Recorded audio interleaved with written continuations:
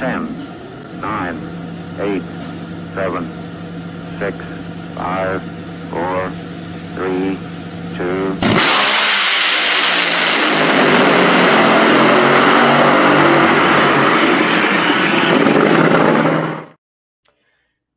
And live, the Competition Plus Power Hour here on Tuesday night. And what epic drag racing we all have to talk about tonight. And we get to talk about drag racing with you watching. Hit that like button and share button as well as we get the show started here on the competitionplus.com platforms, Twitter, Facebook, well, X, excuse me, not Twitter anymore, X, Facebook, and YouTube. Over there, it is Darren Williams Jr., American Hot Rod Entertainment, co-hosting along with yours truly, Lee Kraft, a.k.a. the Monday Morning Racer. You got it right this time, Lee. Finally. Yes. After weeks and weeks of trying, you finally got it right. I did it last week, too. I did it last week, too. You did? Okay, last week. Okay, but what is up, everybody? Welcome to the Competition Plus Power Hour, another Tuesday night talking about drag racing. I'm excited, and because we are halfway through the NHRA countdown to the championship, these championship battles are taking shape. We're knowing who the real contenders are from the pretenders, and 3 races left to go. Let's see how it all plays out, man. This is exciting.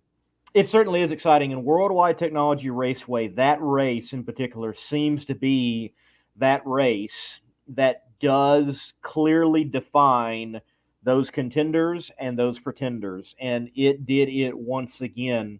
And we're going to be talking with some of those contenders tonight. We have on the show later, Matt Hagan will be chatting with the winner of Fuel Funny Car there from Worldwide Technology Raceway, the NHRA Midwest Nationals. And we'll also have Jim Oberhofer on, the winning crew chief with Clay Milliken. And Clay Milliken's supposed to make an appearance on the show as well, along with Jim-O. And we can talk with the winning duo in Top Fuel Eliminator of the Midwest Nationals there in NHRA competition. So a stacked show, but as always, there's plenty to talk about in drag racing. There's many angles we can take. Darren Williams Jr., along with Dave Lazowski, who has also been on this show and co-hosted along with me.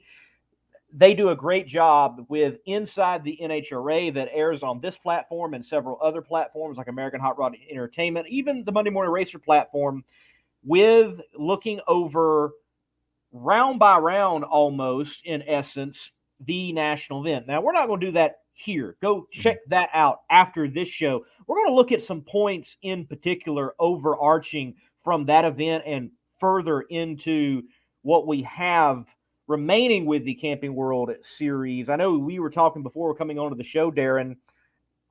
Leah, is it time? Does she have that swagger, that mojo back?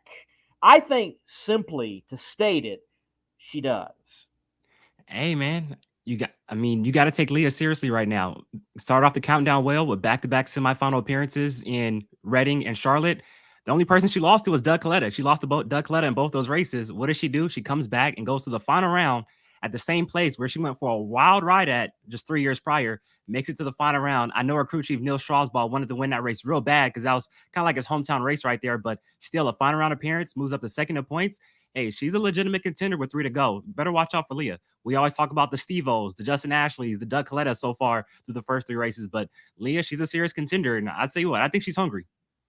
Oh, she is certainly hungry, and she has mentioned earlier in the year that the year for them in the formation of that team and Tony Stewart Nitro Racing, that was truly a formation year for them. They did not have the luxury that Matt Hagan did, bringing an entire operation over and keeping the same crew. I mean, maybe a person here or there, but in essence, the same crew that he had at Don Schumacher Racing.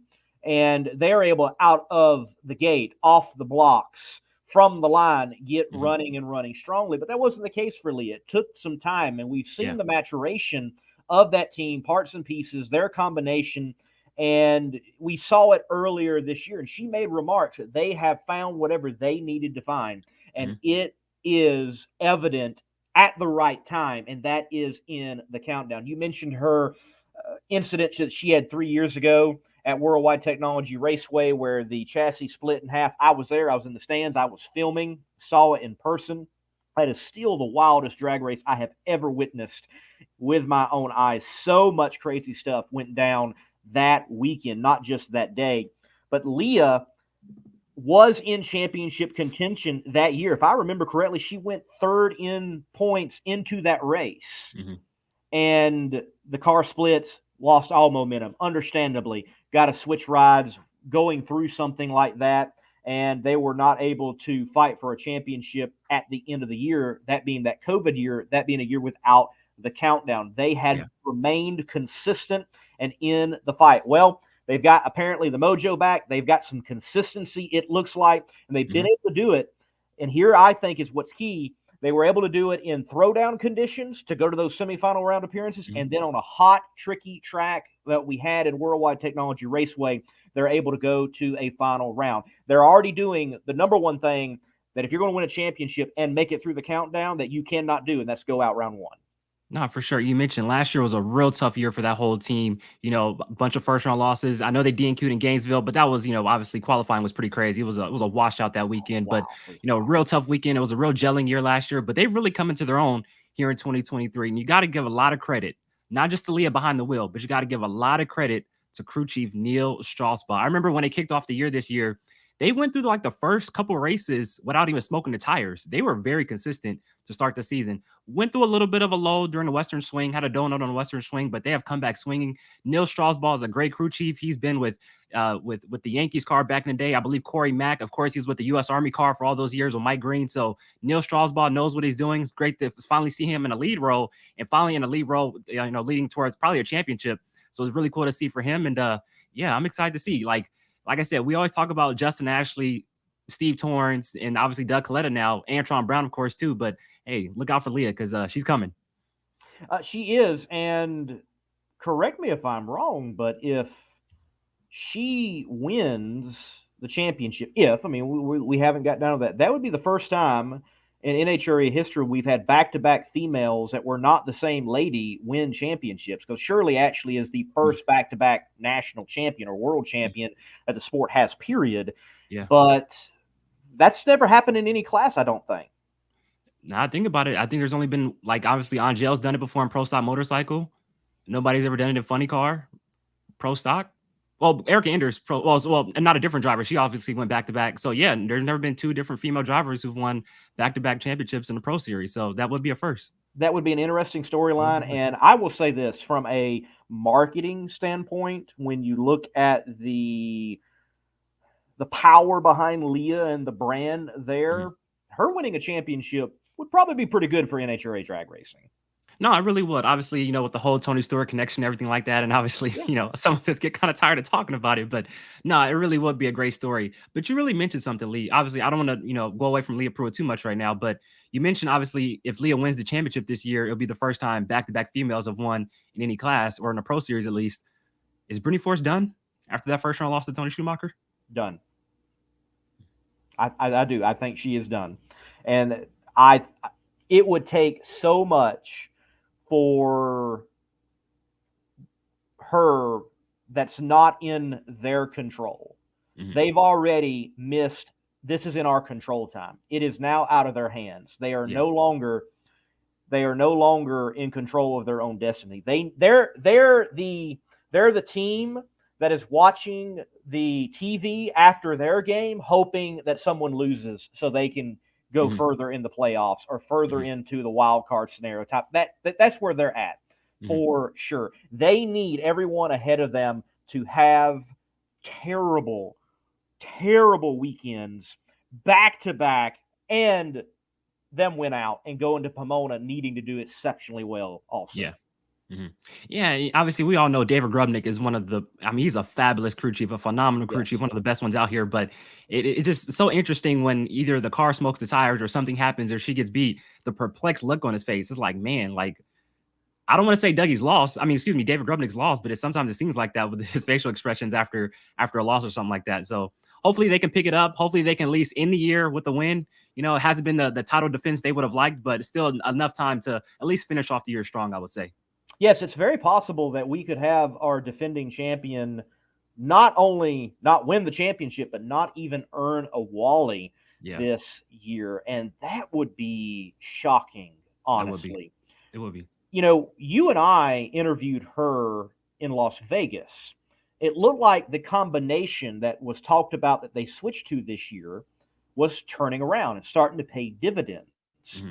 Interviewed her for a peak pit note, and there was a lot of positivity and looking forward ahead and really having a good weekend rather, at Las Vegas and moving on and vying for a championship.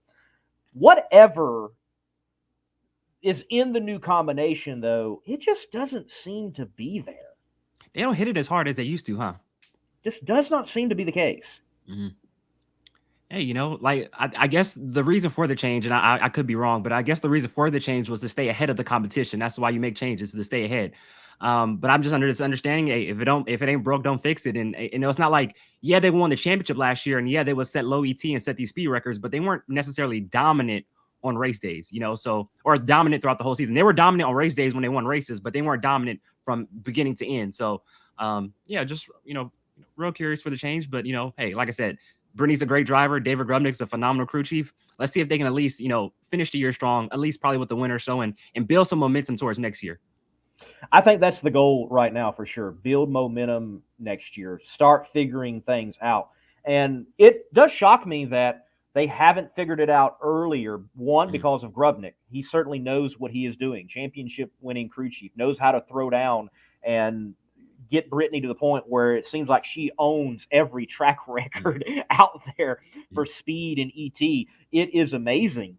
But whatever the combination switch was, just it is not working, and they have not figured it out. And I have seen that team test multiple times after races, and they are no further. It also makes you wonder how far maybe the competition gained somewhere else, and they're just performing that much better. And literally, that was going to be my next point. I'm like, hey, well, first off, they're not having a bad season. I think a lot of people in Top Field would love to have the type of season they're having. Although they haven't won yet, it's still been a pretty solid season. But it just goes to show this stuff ain't easy. This Top Field racing in NHRA, it ain't easy. It is so competitive. It is so dog world. It's competitive. It's cutthroat. So, hey, it's even though they haven't won, it's surprising they haven't won, but it's also not surprising just knowing how competitive it is in this world of Top Field racing. It's crazy. It is, yes, I agree. And I do hope before the season closes that we see Brittany Force hoisting up a Wally. I think that would be good, obviously, for John Force Racing. I think it's good for the sport, and I would like to see that. But yes, as far as hoisting up a Camping World Championship trophy at the end of the year, I think that has slipped out of her grasp. Hey, and that's what we think, but I'm pretty sure Brittany Force, David Grubnick, and that entire Monster Energy Flavor Pack team, they probably think different, and they're going to go at it these last 3 races thinking that they can still win the championship, and they're going to run it hard. So, hey, we'll see how it all plays out. Because obviously in the countdown, you just don't know what's going to happen. Exactly. Now, I will say this. For Brittany, it has got to happen at Dallas. Oh, it has to. It has to. It just has to. This is like, we always say St. Louis is the race where it takes shape. Well, this is pretty much do or die time now for those guys who are legitimate, think they have a shot at a championship. Because once we get to Vegas, like Vegas is really like the race where it's like, okay, these are the real ones that are going to go into Pomona with a shot at the title. So this is put up or shut up in Dallas right here. This is pretty much it. It is. Well, I know we talked about it beforehand. We have Andrew commenting, and let's take some time. He said they done, fam. Yeah, right. Yeah, right. Yeah, they done, fam. So let's take some time to talk about Angie Smith's incident. Yeah. Angie, get well soon. Yeah. So glad that you are out of the hospital. You're back home, and I know she put a personal post out, not just even on the race page post, but a personal post thanking folks. So glad that she is back home. That is good. And there is footage out there of the incident. Yeah. Like, I didn't get to watch the national broadcast. I was at the race, and they didn't show it on NHRA.tv in the moment because no one knew what was happening. It was a very strange incident. she didn't go down instantly after the stripe. It was a little bit beyond, and there was this massive response. Obviously, there should have been, and there was, from the starting line, from the top end, to assist Angie in that moment. But there was, for a while, a lot of silence, and no one knew what was going on in the media, in the tower, so on, in race control. So it was tense for a while, and I'm glad Angie is going to be all right, and she is all right, and she's going to heal, and she's going to be back out there, and she's going to be back out there winning and vying for championships. To Andrew's comment, well, he asked about the thoughts on Matt Smith, and he uses the word in his comment, whining about Angie's bike getting impounded, which is normal practice. So, Darren, I'm sure you saw Matt Smith's comment or his post on racing, thanking a lot of people, but also calling the NHRA out on impounding the bike. Well, first off, like I got to say, I got to give a big shout out to Tony Stewart Racing, and everything he did to help Angie Smith get home from the hospital so she can, get back to her home and rest up and everything like that. But yeah, obviously saw Matt Smith's post on social media on Monday. And funny thing about it was so on Instagram, how it works is, you put a little paragraph and you have to press see more to see the rest. Well, I'm at work, so I just read the first paragraph of him thanking everybody. Well, I send it to Dave, and Dave's like, hey, did you see what Matt Smith said? I'm like, no. He says, press see more. So I press it and I read the whole thing, and I'm like, that's very interesting. I didn't think anything of it because, like you said, I thought it was pretty much normal practice. Hey, she was in a crash. The bike went down. Obviously, NHRA wants to investigate why the bike went down so they could prevent it from happening in the future. But obviously, Matt Smith thinks something different. He wants the bike back, which is understandable also. So he can probably figure that out as well. But on my end, I'm not a racer. I didn't see anything that was wrong with NHRA keeping the bike until, they've done with their investigation. So that's just my thoughts. Again, I'm not a racer. So if people who are racers probably disagree with me, but obviously he's asked anybody who's in St. Louis to find out where the bike is at. Right. Something Matt Smith does not mind at all speaking his mind and drawing a line on what he feels is right and wrong. And thank God Matt Smith is that way. We need more people like that. I think also Matt understands the power of social media in a situation like this. I'm sure NHRA has been tagged multiple times. NHRA, where is the bike? Because I have seen people do that. And I'm sure that causes, like, even from the social media team on down the line to other folks, hey, can we do something about this, please? Now, I've noticed, at least I have not noticed any update whatsoever from Matt, from the NHRA. He did mention that he can't get in touch with Glenn Cromwell over the phone. Glenn might as well be busy. Granted, I think whether it's Ricky Smith or Matt Smith, that number probably pops up with like lights going off in Glendora of like, be careful if you're going to answer this phone in this moment, whether Ricky or Matt at any time. I imagine. I'm just speculating, but I can speak to impounding practices because the NHRA reach on impounding vehicles in a serious incident is pretty far. Ken Singleton, Funny Car Chaos, his fire that he had at the Texas Motorplex a year ago in 2022, that car was impounded by the NHRA. It's an NHRA track at the Texas Motorplex, and though it was not a NHRA race, they did impound that vehicle, and they did investigate that incident, and there were rules from Ken's incident and fire that were put in the NHRA rulebook because it was a modern-day methanol-burning funny car. There were things that were applicable beyond Funny Car Chaos and beyond just that situation at the Texas Motorplex. But the NHRA and or Texas Motorplex, they held onto the car for a while. It was a while till the Singletons got that particular car back. And when I mean a while, I believe at least over 2 weeks, if not longer, before that car was returned. Granted, they did know where it was. They were informed of that. And I think the key here, Matt also mentioned that the Pro Mod that was in an incident during the burnout, that they were able to load that up and take it home. Well, I think the difference is there was no bodily injury in that situation. I think that's why. Yeah. But with all that being said, I don't think it's good for the NHRA that you have a rider with multiple championships, arguably the greatest to do it in the class of the modern era, if you will, saying such things. Okay? So, though it might be normal practice, this might be a maturation moment for the NHRA for transparency and dialogue. No, and I definitely agree. And my next point was going to make, obviously, like I just said a second ago, I'm not a racer. So, I would think, hey, if there's a wreck, somebody got injured, hey, let's keep this bike impounded. Let's investigate, see what went wrong.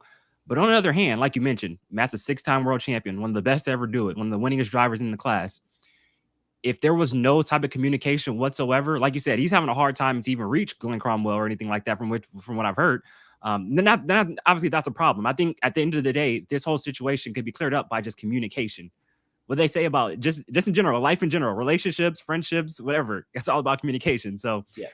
If there hasn't been good enough back and forth between the two, then obviously that's a problem. Now, if there has been, and there's still a problem, then it is what it is. But from what you're saying is that he can't even get in touch with these guys. So I think at the end of the day, if they could just communicate and talk this out and see what's up, I think that'll handle a lot of problems right there, if that makes sense. Right. Now, we're saying all of this from a post that was made yesterday, if I remember correctly, and I have not seen an update. So NHRA might have been in contact for all you and I know. Granted, even with that post being made yesterday, and we're at least probably 20 hours away from that post being made, if not a full 24, if not beyond 24 hours, there should have been communication well before even a post was made. That's true. That is true. I think that is critical. And I also understand Matt wants the bike back so he can get parts and pieces off of it because he still has a championship to go for. And in that post, he was adamant, hey, I'm still going to go after this thing. Granted, Gage is out well ahead, and it's going to be a tough fight for Matt to claw back into the conversation. But Matt Smith is an individual that he can take a lot to fuel him to go out and win. And this may very well be it. No, for sure. And like you mentioned, so you think about it, Charlotte, not the best of weekends. He said he blew up a lot of stuff. He brings out the Buell, and obviously still didn't have the type of race he would have liked, but his wife going down, obviously that's a huge deal in his life. That's something that can really get you distracted or, stuff like that. And for him to come out and still race and put on a show, I think that's amazing. And then also, like you mentioned, this thing right here, obviously not agreeing with the NHRA and keeping your bike, this could fuel them even more. And hey, I'll tell you what, a very pissed off Matt Smith is probably not a fun Matt Smith to be around, because he go out and, lay it down on you these last 3 races. He did it last year. Remember when he felt like there was rules put on him and the whole class because of him? And, well, he went out there and showed, hey, I'll show you. Yeah. 6-time world champ, Matt Smith. That's right. Well, folks, we just had Matt Hagan come into the green room. We will be going to him in just a few moments and chat with the winner of Fuel Funny Car from World Technologies Raceway. Before we do that, Darren, I want to just give a shout out to the fans of the area around Worldwide Technology Raceway. What a great turnout all weekend. I will say this. I know it is easy to look to Saturday and say sellout, and that be the talking point. I know it's also easy to look at Sunday, though it was not announced as a sellout, that crowd was just as good. I don't know how far away they were from sellout, but it wasn't far, okay? Friday night, of what I have witnessed at a national event thus far this year with only 3 qualifying sessions, that was the best Friday night crowd of such an event that I have seen. Yeah, man. And I was watching from NHRA.TV, and the stands were packed Friday, Saturday, and Sunday. And I'll tell you what, the whole crew at Worldwide Technology Raceway, got to give them a round of applause. Not just the NHRA, but from NASCAR to IndyCar, they've done a lot of great stuff with that facility. You know, putting this thing in the fall. Obviously, you know, we didn't get the cool conditions we're used to seeing like we've seen the past couple of years, but obviously, you know, still put on some great racing. And hey, I'll tell you what, St. Louis has become a great place to go to, especially in the countdown. So great weekend overall, great turnout, great racing, and yeah, St. Louis, Madison, Illinois, you know, was a success once again. It certainly was a success, and I think it continues. It continues to cement its place in the countdown, that it is a good place to go race. I know Greg Anderson went so far to say that the place is perfect. Like every track should be laid out like this and be like this track. I was astounded. I mean, now granted, he just won and is doing well in the countdown and everything. So, I mean, positivity all the way around, but perfect. Was his remark with Worldwide Technology Raceway. I would even say from a media standpoint, I love the tracks that give you rooftop tower access to get those shots and have got the side wing stands, if you will, to like the tower, and you get shots from there, and shots from the stands at Gateway are great shots because the stands are closer.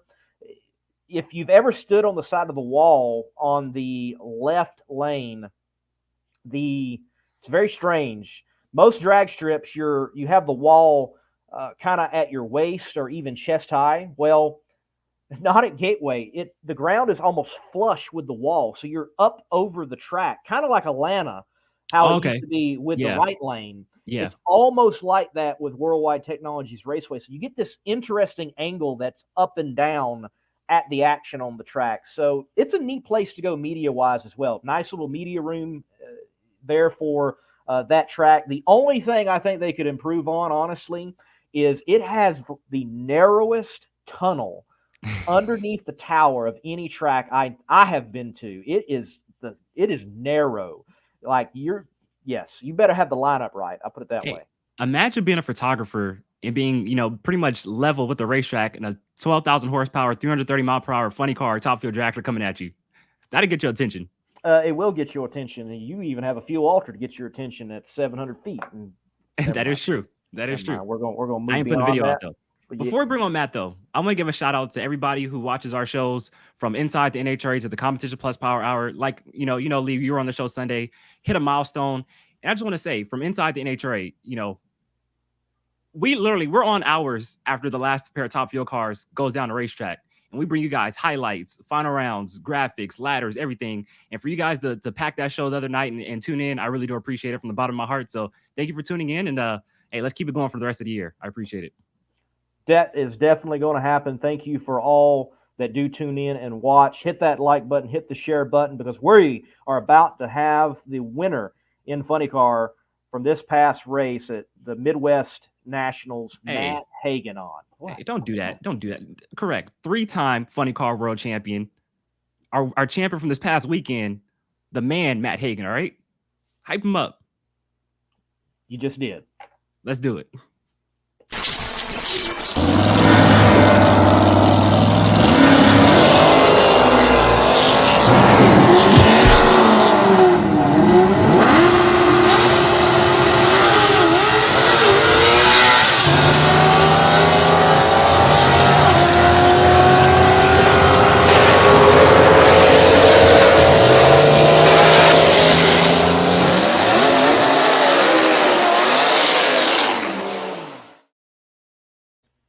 Matt, I'm hungrier than all the others. Hagan, now live on the Competition Plus Power Hour. Matt, congratulations. We'll start there. Thanks, guys. I'll start off by saying an apology for two things. My Wi-Fi is out, so I usually wouldn't be in my gym right now doing a video call. And then second, my little girl had a volleyball game, so I can only stay on for about 30 minutes tonight. I got to go pick her up from my away game. Yeah, man. Yeah, no worries. It's kind of one of those deals. But, yeah, man, glad to be on the show. And,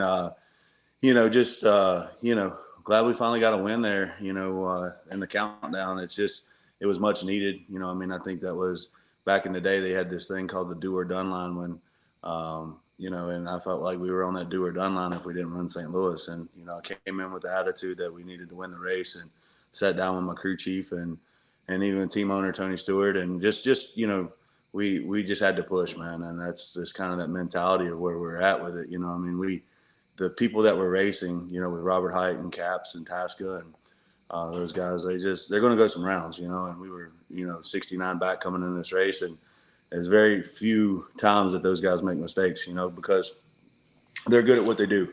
And, you know, and same for us, you know, we're usually pretty good at what we do, but like, it's one of those things when you're that far back, you got to make something happen. And Robert, you know, they went out there and, you know, you call it a whole shot win or whatever, but the Tasca just outran them guys. And, you know, I mean, when you got the top bull ball, it's hard to call it really a whole shot win. But anyway, nonetheless, Robert got beat and, you know, kind of changed the game up for everybody and opened up the door. And, you know, we just lucky enough to capitalize on it. And Matt, I tell you what, first off, congratulations on the win once again. And you were ready for Caps in the final, 0-29 in that final round on the reaction time. Yeah. Obviously, you know, kind of a tough start to the countdown. Still a solid card, go to the semifinals, but you lose a close race to Robert Height by 1 thou in Reading, and then you lose to Tasca in a close race in Charlotte. Obviously, you know, like you said, this was kind of like a do or die race for you guys. But, you know, after losing those close races, did you feel like it was kind of start swinging your way eventually?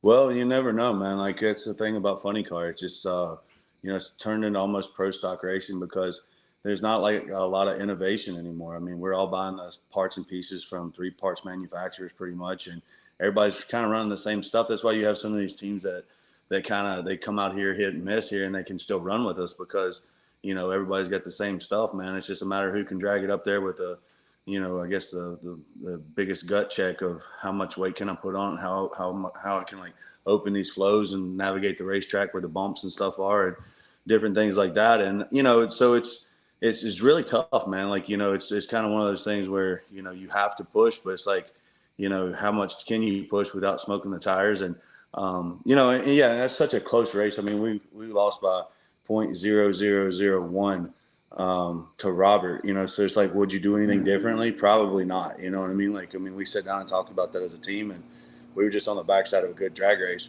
You know, the next race in Reading against Tasca, I felt like we backed up. You know, we all went up there to run a 90 flat, and, you know, I felt like if I put a couple of numbers on the tree on him, then we were going to win that race.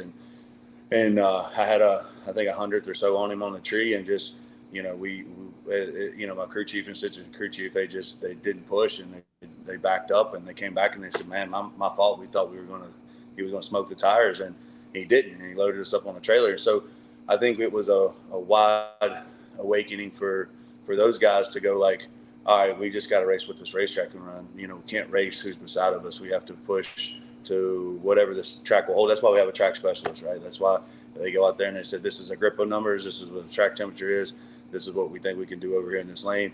And I think sometimes it's easy to get caught up in that mentality of what someone else is going to do, and instead of just, you know, racing your lane. But, you know, after talking to Dickie Venerables before we went into the race, you know, his mindset, I think, is a little different now. And he come in with the idea, like, we have to push. We have nothing to lose.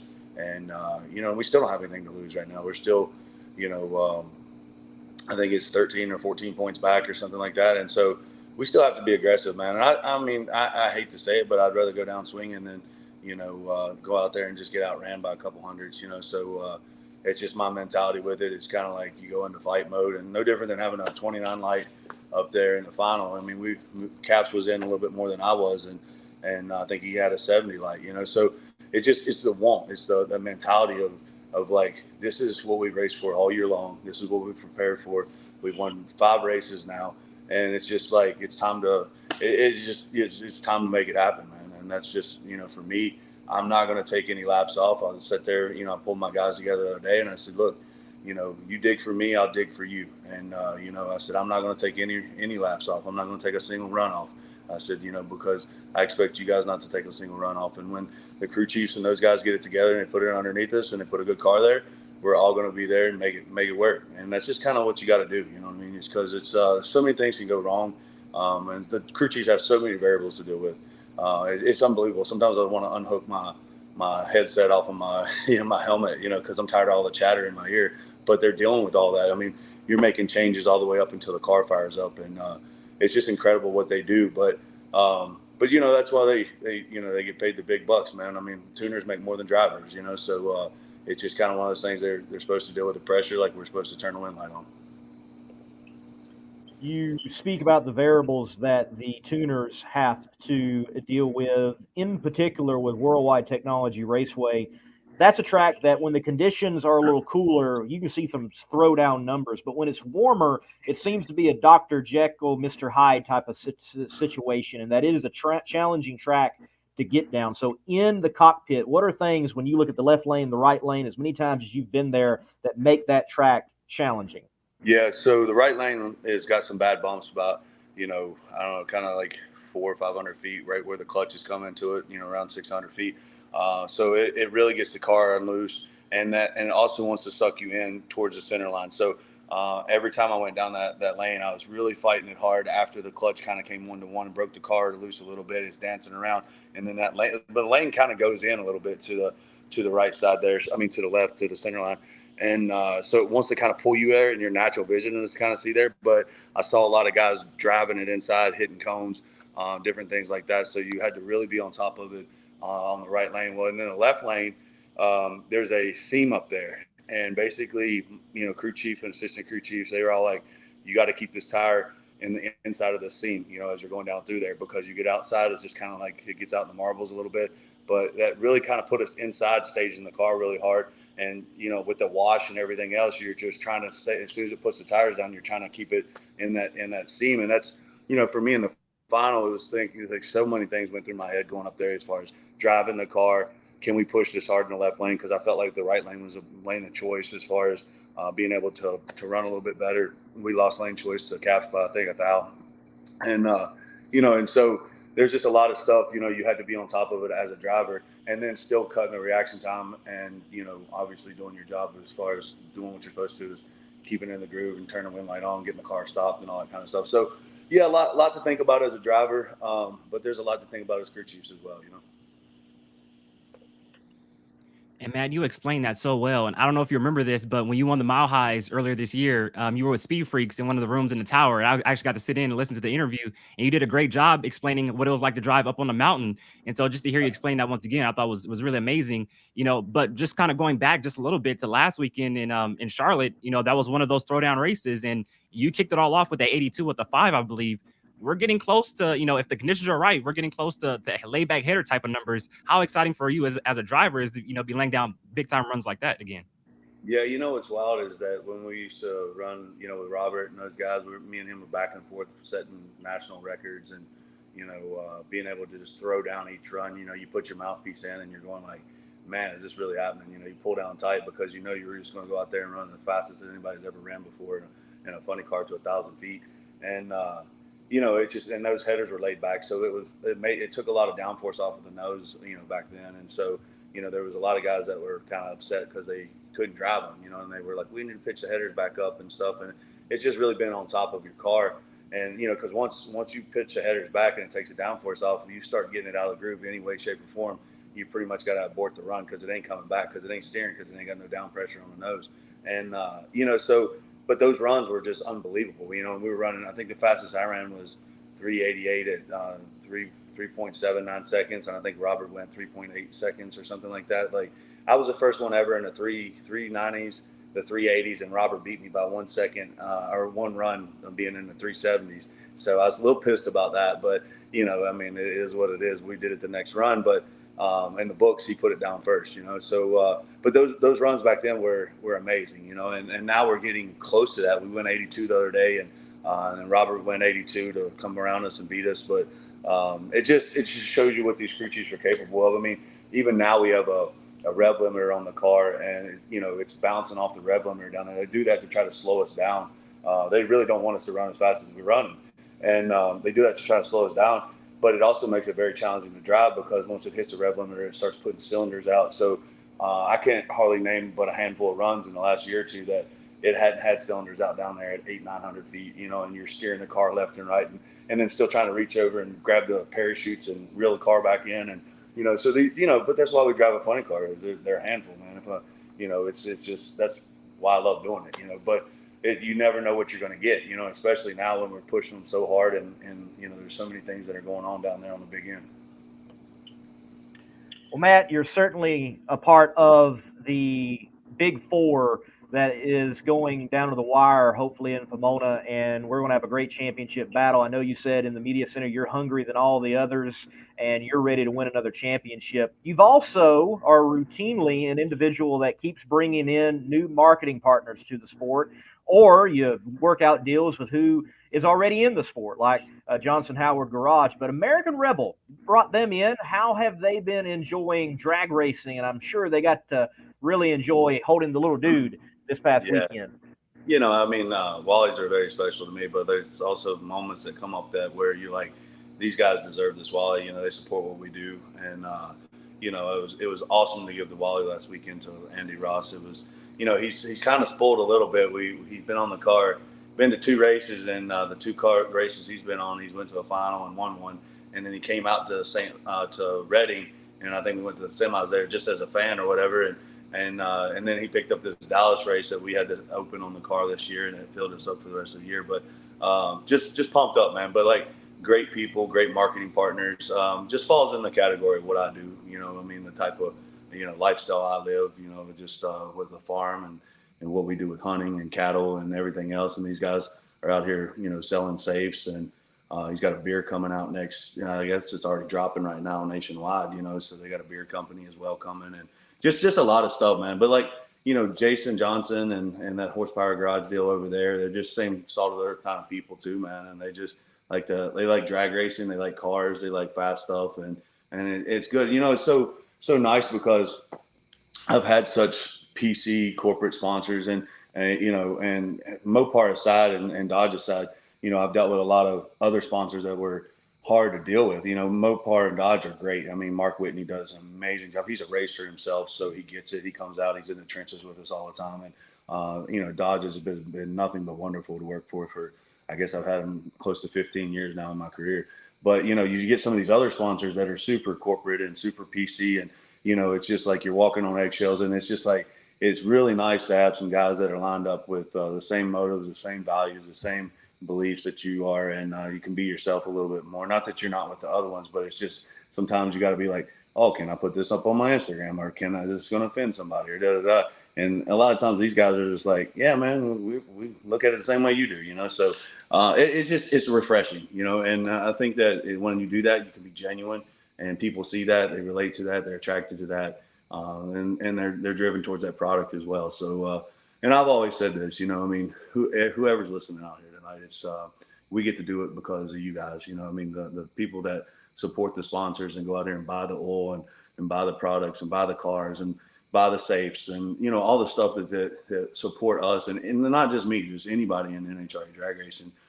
It's only possible because of the fans, because we can win every race and the championship, and the purse that NHRA pays out doesn't even come close to covering the cost of the car, you know. And so we can't do it without sponsors, but that means we can't do it without these fans out here that are supporting our sponsors. And they data track everything we do, all the way down to our social media with like Hook It reports, and they monetize everything. So it really does come back down to the fans supporting what we do, and the sponsors finding a way to track that and you know, keep moving it forward. And I'll tell you what, Hagan, you got, obviously your team and your car in general, you guys have some of the best schemes out there. The American Rebel scheme is beautiful. The Johnson Horsepower Garage scheme is beautiful. Can you just, you know, and you've had a lot more other marketing partners on the car this year. Can you fill us in who's going to be on the car for the final 3 races? And can we see the lime green car back before the end of the year? Oh yeah, it's coming back. I think the last 2 races, from what I understand, I think we're American Rebel, and then we're probably going to be Dodge the rest of the season, unless something changes or Tony makes a decision or something like that. But we always try to finish the season with Dodge. You know, they've been such a big supporter of what we do, me and Leah both.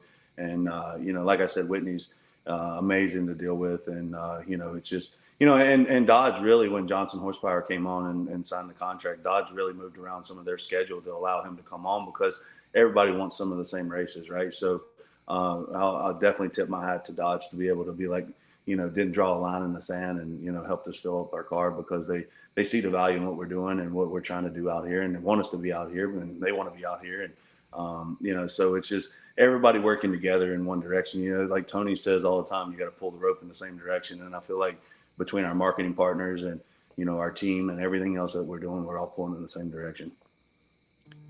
And Matt, this is going to be kind of like a two-part question right here. And I've been following your career, for the longest. I remember when you got your first win in Houston back in 2010, and not a lot of people remember, like you battled with John Force a lot back in the day, 2010, 2013. You battled with John Force. You went toe to toe with him. And I thought, I was like, hey, since 2019, 2020, 2021, 2022, you've gone to Pomona with a chance at a championship, whether it's Vegas 2020 or Pomona with a chance at the championship. The last couple of years, you've kind of come up short. Does that add to the hungriness that you have this year? Absolutely. And that's what I told my crew chief the other day. I said, look, man, we're great drag racers, and we work really hard. And those boys work even harder than I do, But we're just been on the backside of a lot of good drag races. I think last year was like the thorn in my side of like, I think I can name 3 or 4 in the countdown that we were just on the backside of it, man. Like it was super close, kind of like that Robert Height run, there in Reading. You're just like, you're like, damn, So it just it hurts because you're so close, but the last couple of years have been that way, And I talked to Dickie, I said, usually we're those dudes in the back of the pack that are throwing down. Someone lays down a big number, and then we sit down there and crush it. You crush their hopes and dreams, and that's the mentality that I want to go up there with every time, is just crushing hopes and dreams, because that's what I know we're capable of. I know it's one thing to be a team and you're trying to get there, you're trying to win your first one. But we've been there, done that, man. And I know what we're capable of. I know what I'm capable of as a driver. And it's just getting it all together and everybody on the same page and having that mentality of like, just going to rip heads off out here, man. And it's tough to say that because there are so many variables, and it's easy. Well, it's easy to say that, that we're going to be aggressive, but to really sit down and look at the computer and say, man, I don't know if it'll take this, but we're going to go up there and try that. That's the mentality I'm on. And me going up there, to cut a 29 light in the final and not leave anything on the table. And, knowing that when I tell my guys I'm going to show up, I show up for them. And they see that as a reality. You do your talking most of the time on the racetrack. It's great to hype everything up. But at the end of the day, if we got something to say, I always tell crew chief, I said, say it on racetrack, man, let's go. And that's what we got to do. And I think, we've had a lot of, last couple of years, we've definitely, been in the hunt, finished 2, finished 3, and then I think we won one in 20 or whatever. And just, it's there, man. So I feel like sometimes I come across a little too aggressive, but at the end of the day, it's just because I know what we are capable of, and we've been there, and I know that it's very doable and it's within our grasp, and there's nothing that should really hold us back. Matt, thank you for your time. We're going to let you get on down the road, so you've got plenty of time to. My little girl. Yes, yes, and that's awful if they're sitting in the parking lot and you look disappointed at you. You're never home anyway, so you don't want to be late to pick them up from a volleyball tournament. Right, yeah. Being the last kid picked up, it's not fun. It's not fun. I've been. Well, Matt, again, congratulations, and thank you for your time. We look forward to seeing you down there for the Stampede of Speed. We'll be there, guys, and thank you guys for everything. And again, thank your fans for listening and supporting everything that everybody does in NHRA drag racing, because again, without them, without you guys doing this on this podcast, it's just not possible for us to go out here and do this. So I tip my cap I tip my cap to you guys and to our fans as well. So God bless you guys, and we'll see you soon. See you, Matt. Classic car owners, make your headlights over twice as bright with Holley Retro Bright LED headlights. A plug-in replacement for those dim halogen seal beams, Retro Bright maintains that classic look and lasts 6 times longer. Stay safe and click the link below to learn more. I definitely think the rest of the field's got to be looking out over their shoulder for Matt Hagan, because when he made that statement in the media room, I'm hungrier than all the others, I was like, wow. I mean, you're talking about Ron Capps, Robert Height, Bob Tasca, who has never won a championship, and he makes such a statement. He wants it again. Yeah, and like I mentioned, just a second ago, back in the day, like even in his young years, like I believe it was like his second or so, 2009 was his first full season, but second full season out, sophomore year, he's going toe to toe with John Force, the greatest of all time for championships. Gets his first championship, the following year after that, and he wins one in 11, wins another one in 14, and then obviously, like I just mentioned, 2019 came to Pomona with a chance, fell just a little bit short. Won the 2021 in Vegas, but again, 2021 came to Pomona, fell just a little bit short.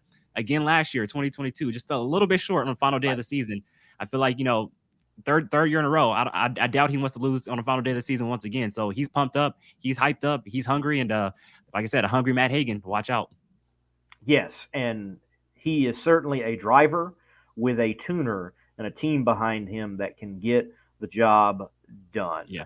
It is certainly out there.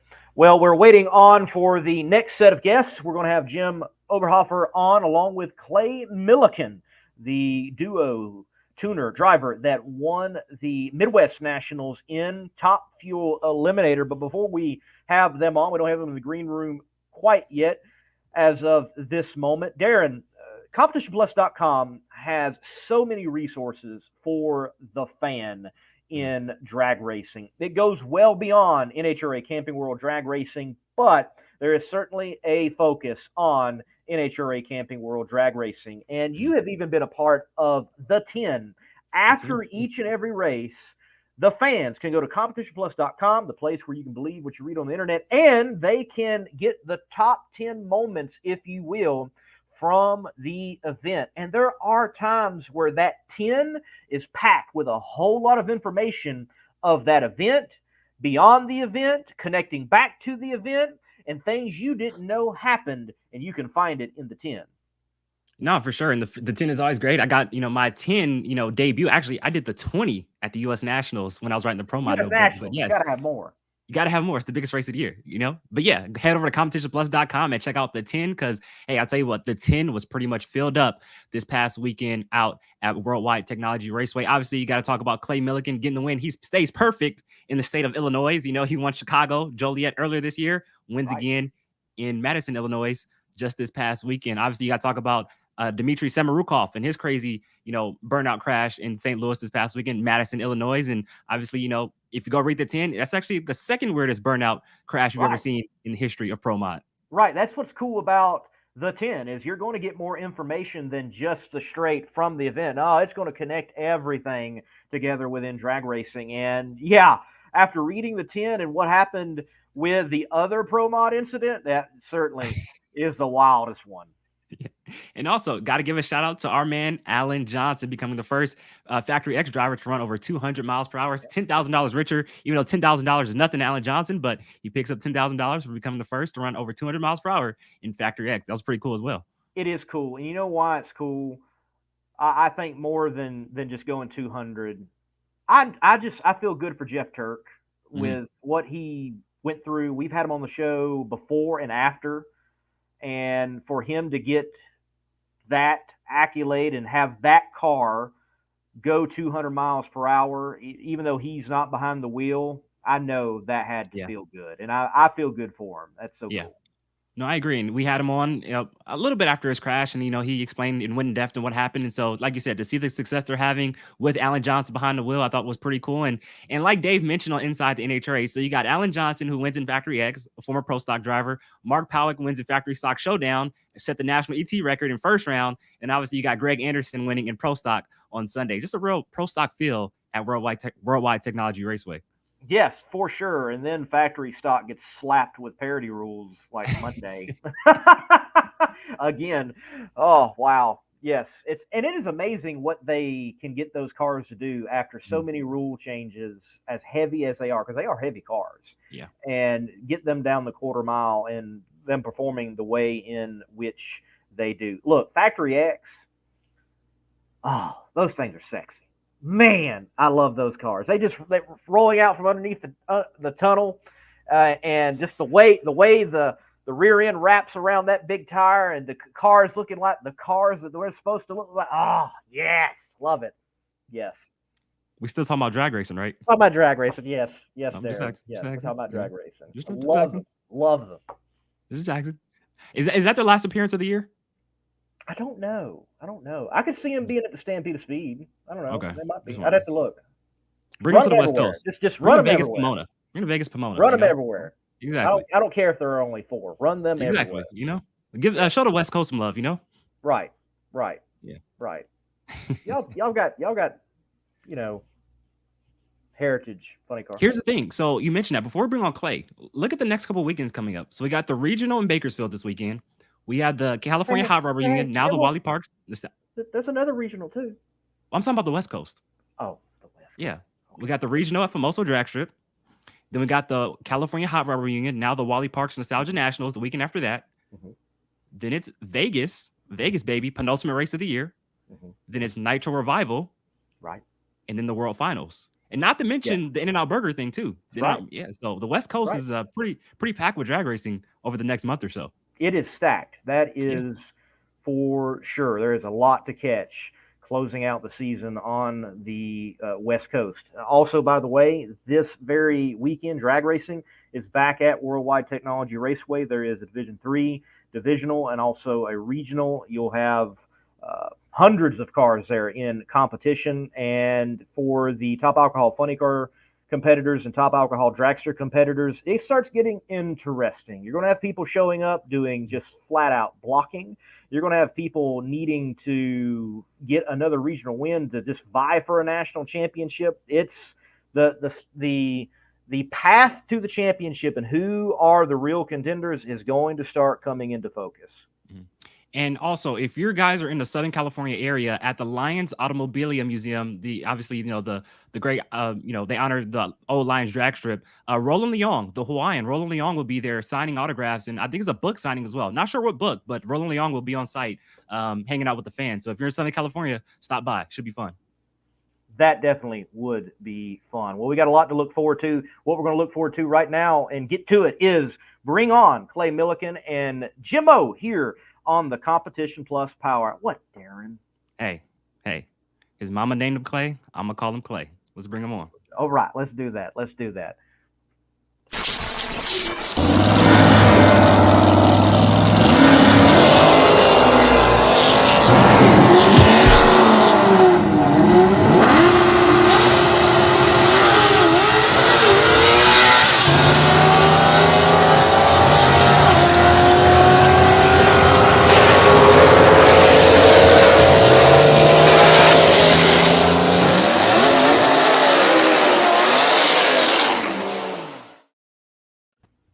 And we have now Clay Millican and Jim Oberhofer here on the Competition Plus Power Hour. Gentlemen, congratulations and welcome to the show.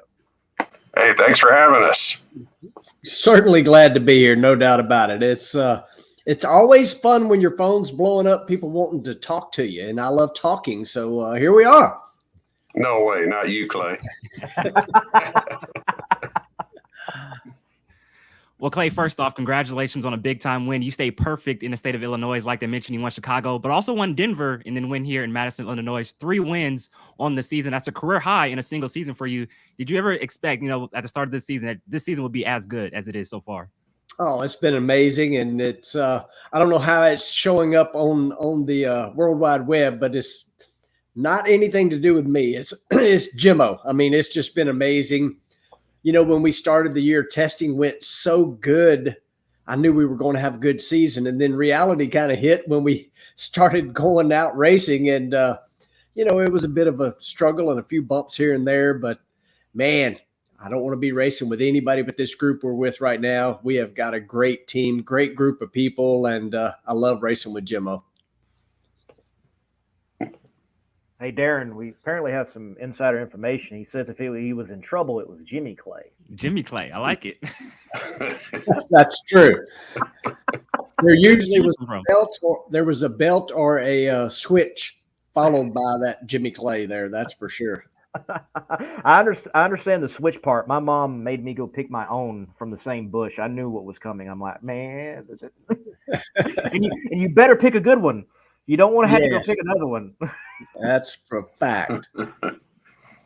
Well, Jimmo, look, you come over to the racing operation with Clay Millican, and things are in a switch and transition. You're even a part of that.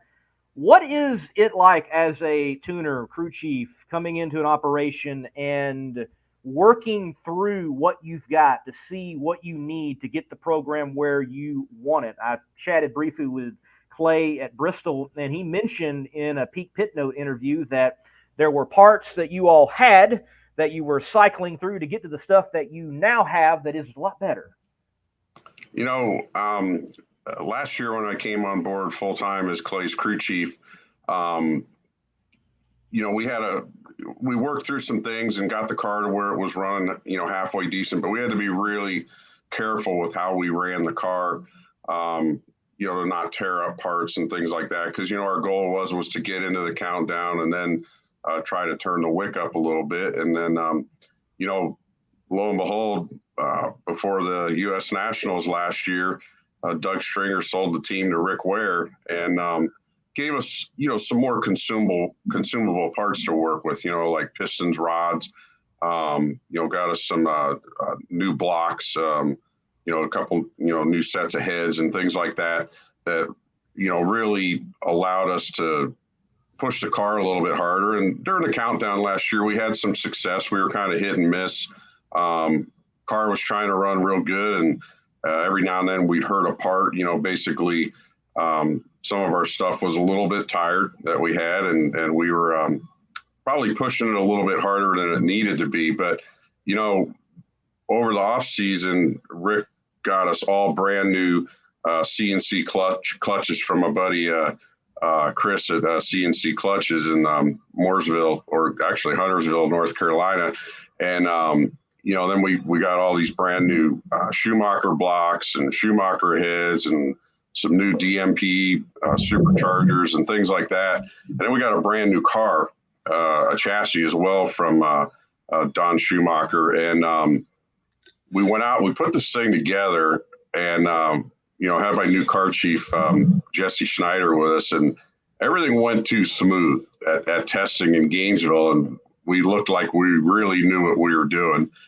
Made some good runs in Gainesville testing, and went to the Gainesville race. We did okay there, not as well as I would have liked, but boy, we got to Phoenix and it was like the wheels fell off and we couldn't figure out what was going on. But I tell you what, Clay is absolutely probably one of the best guys to ever work with when you're struggling, because he is motivating to you. He tells you that he loves you. I mean, there's just a lot of things that make it really, really cool when you're struggling like that, to have the support from Clay the way that I did. And I was very fortunate I did. And along with the rest of my team, the guys that we have on the team never gave up.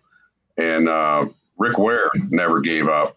And it was frustrating because we knew that we could do better, but it wasn't showing on the racetrack. And I told people, I said, we got all these brand new parts, and but we kind of knew what we were doing with our, let's say, well-seasoned parts that we ran last year. But we worked hard. Everybody, put their head down. We worked real hard, and we kind of figured out a program that started to really work for us after the Vegas 4-wide. We stayed and tested, made a couple laps, and felt really good about where we were going. And then basically a couple races later, we won the Chicago race, but we still had that inconsistency, with weird things going on. The Epping first round that we ran in Bristol, we were way ahead of Salinas, and all of a sudden a burst panel just split open on us, and that ended our Epping run at Bristol. And then just a couple little things here and there, whether it was a bad tuning decision or something like that. But we really feel like we have a very good hot track setup. Unfortunately, we don't have a very good cool track setup. So it's almost like there's a line in the sand. When it's 90 degrees or below, we struggle.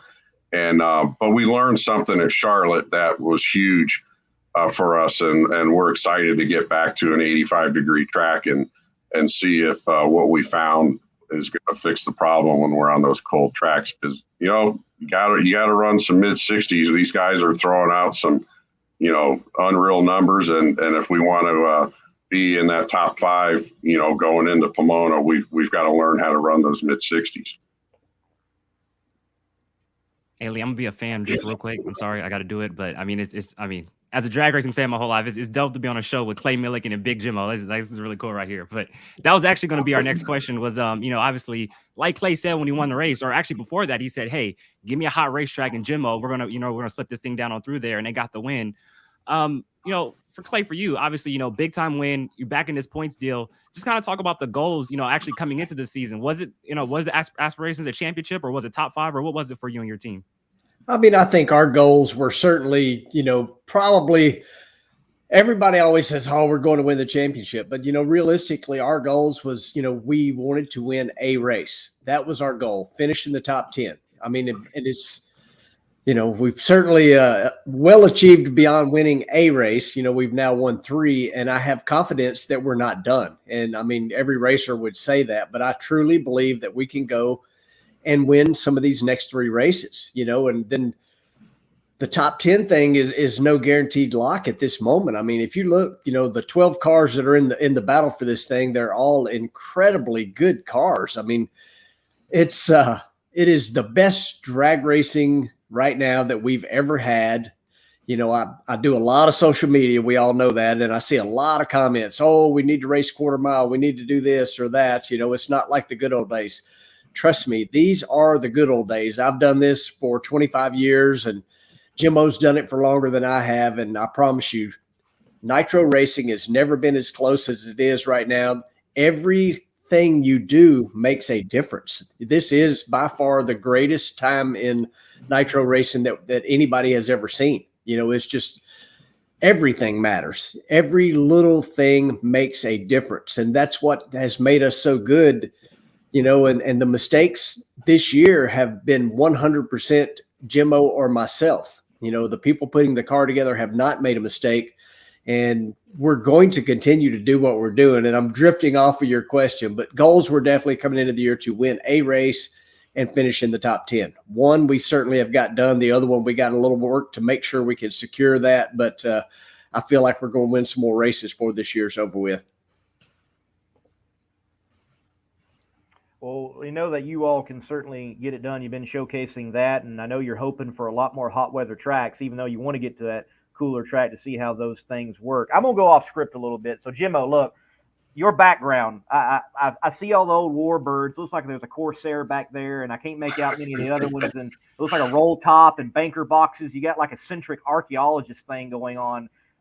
You got a passion for old planes? Looks like it.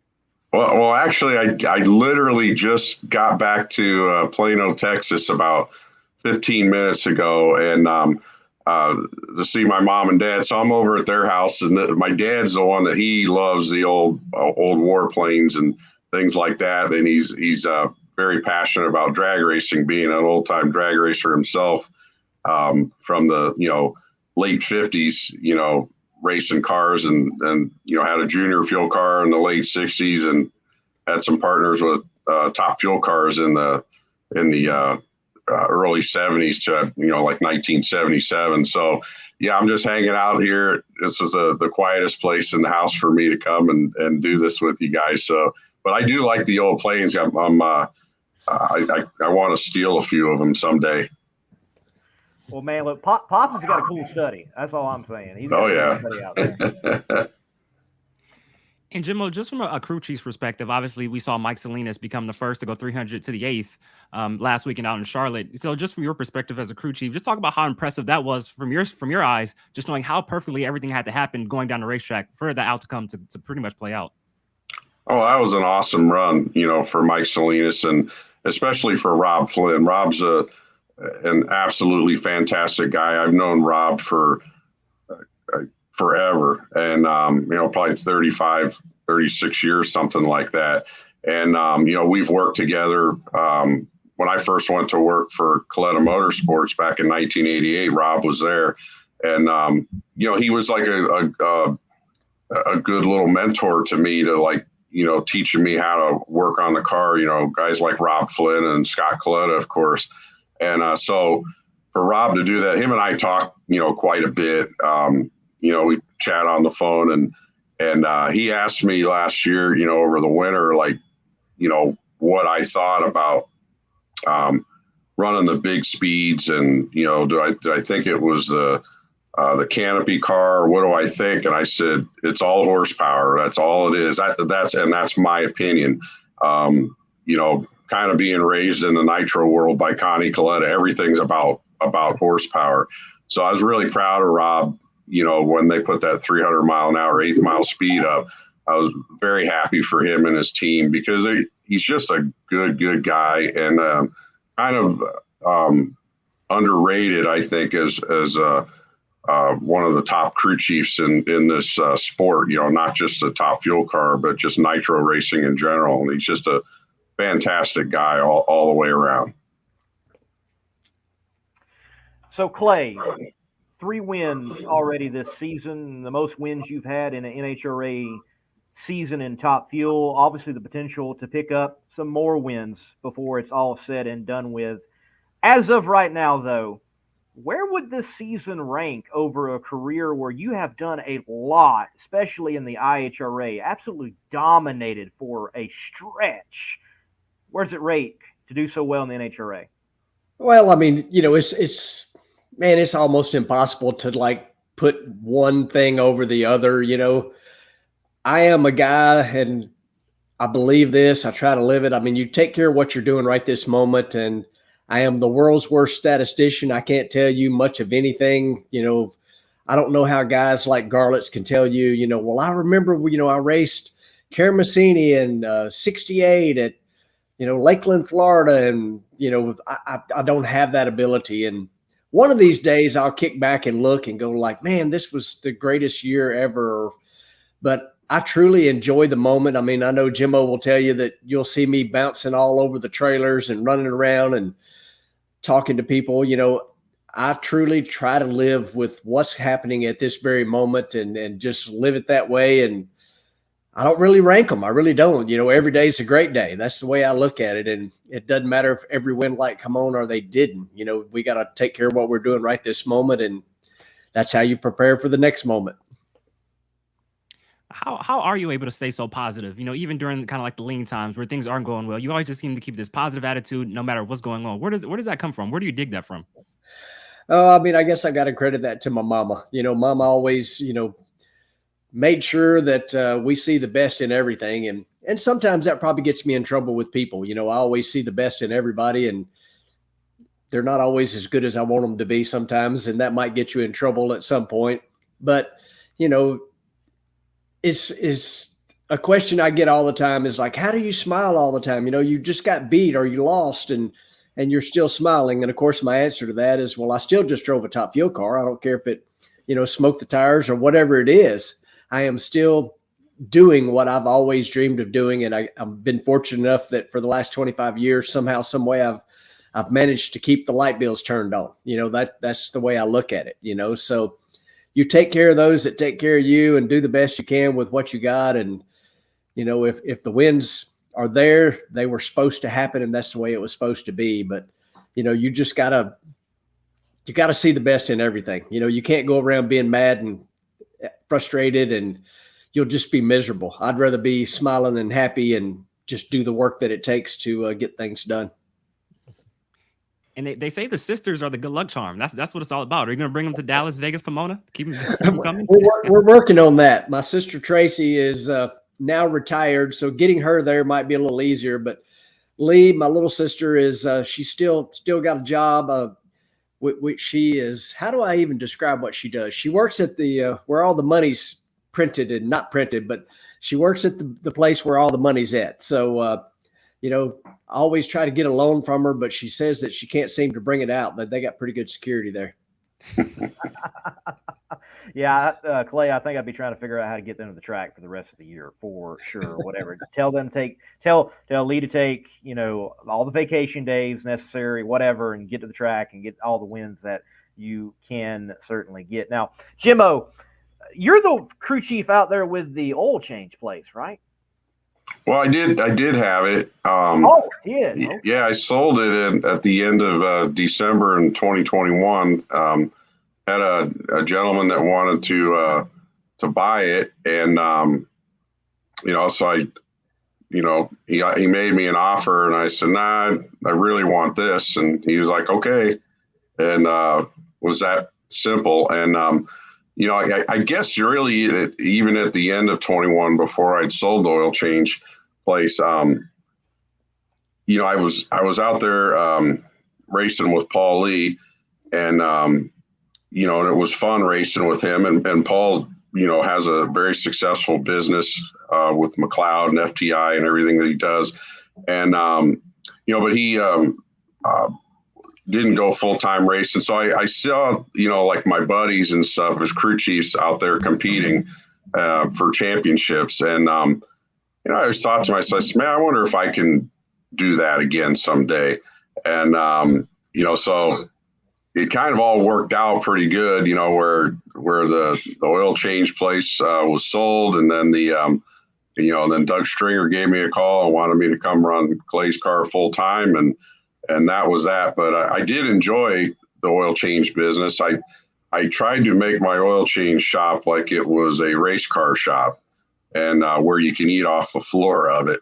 And, and it was pretty cool, working on people's cars, and some people knew who I was. Some people had no clue of like, what's a top fuel car, what's NHRA, that doesn't mean anything to me. But, it was a great experience for me. I learned a lot about, owning my own business, and I'm hoping that I'm going to do it again, but have my daughter involved with me as running it for me, because I would like to continue on doing what I'm doing as a crew chief for Clay and for Rick Ware. And I'd like to. I told Clay last year, I said I'd like to just, whenever, like, if Clay's done racing, then maybe I'll be done racing as a crew chief, and kind of go that way. But I enjoyed that business, and it was fun, and it was fun.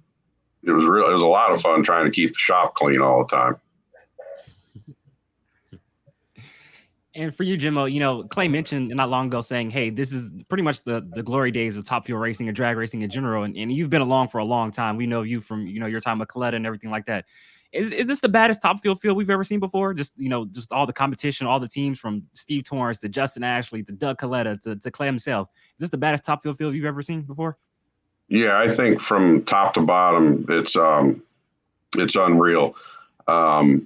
We were looking at the ladder. My friend Bruce Reed from Australia and we were looking at it, and he goes, man, there's no easy races here. And I go, no, there's not. And, you've got the 12 full-time cars that are out there all the time.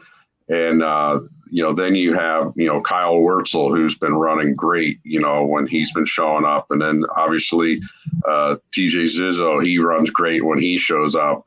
And then Larry Dixon with the Cody Crone kid driving. I mean, that car was ultra consistent. And I noticed his reaction times are pretty strong. And, and then Lex June, give him credit. He's out there, and, he made a good lap, got in the show. And you make one little mistake against somebody like that, and you'll be going home. And, so I think it's pretty awesome. And, I remember being part of Scott Coletta's team when Dick LaHaye was our crew chief. And it was pretty strong back then as well. You had, you obviously had Scott Coletta, you had Connie Coletta, then you had, the Snake out there. And then, Larry Dixon obviously took his place. And then, you had Blaine Johnson and Alan Johnson, and that was unreal. And Bernstein and Joe Amato's group. I mean, it was just unreal back then. Corey Mack. And, but it always seemed like somebody always had like that advantage. You can go and run 500s better than anybody else could run. You don't really have that right now. Very rarely do you ever see somebody go up and just outrun somebody by a tenth. And it's pretty cool. Like I look at what we did on Sunday, first round, we had to run Austin Prock, and that kid's amazing. And obviously driving for John Force, that's a tough act there.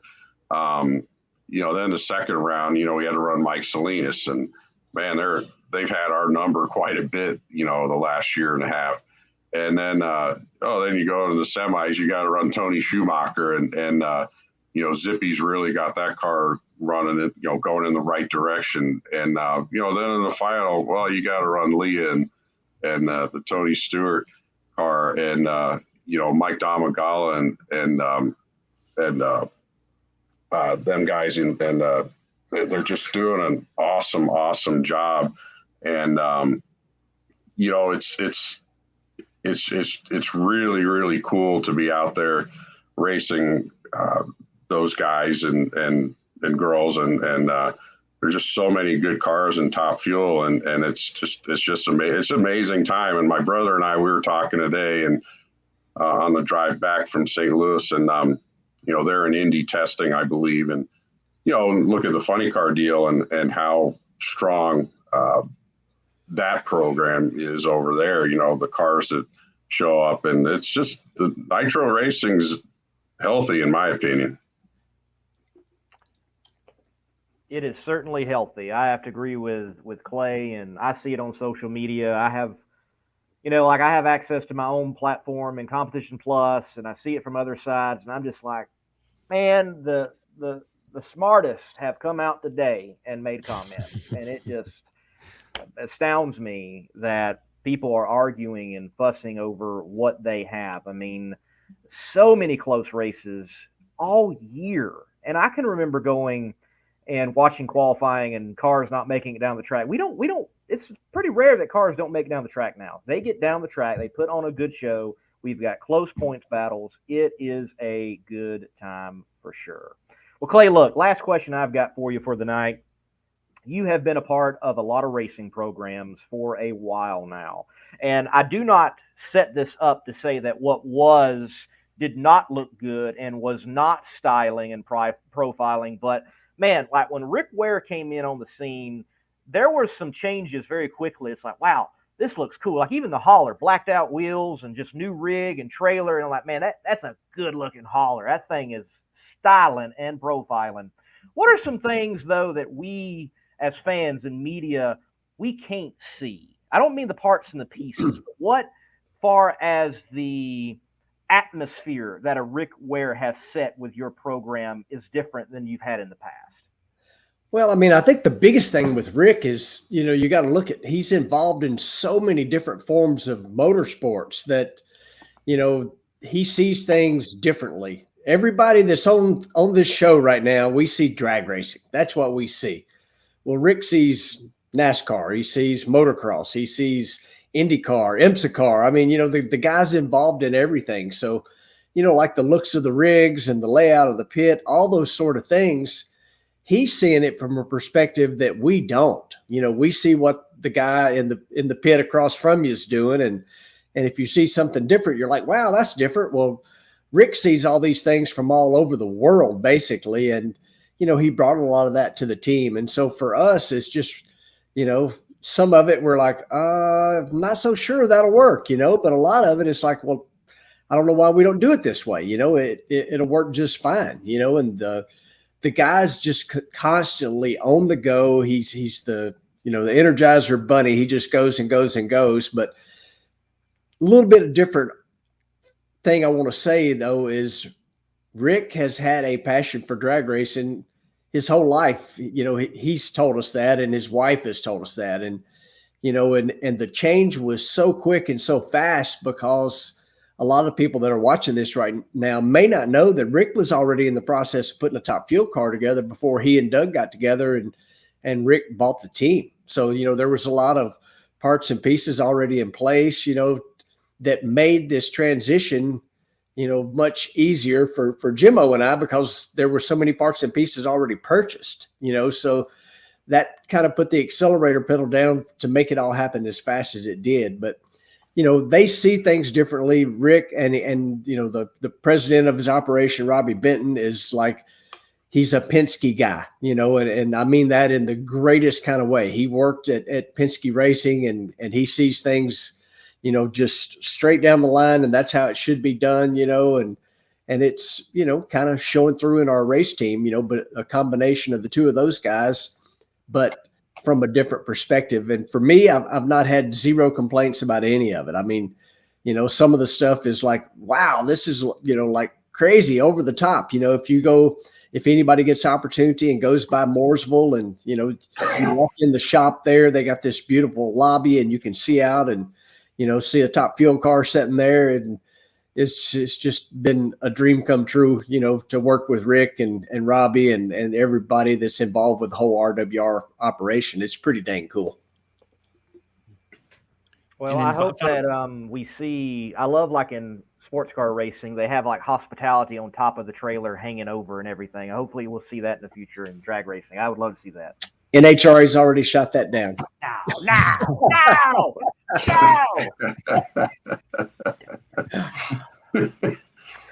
All right, folks, it's the end of the competition. No.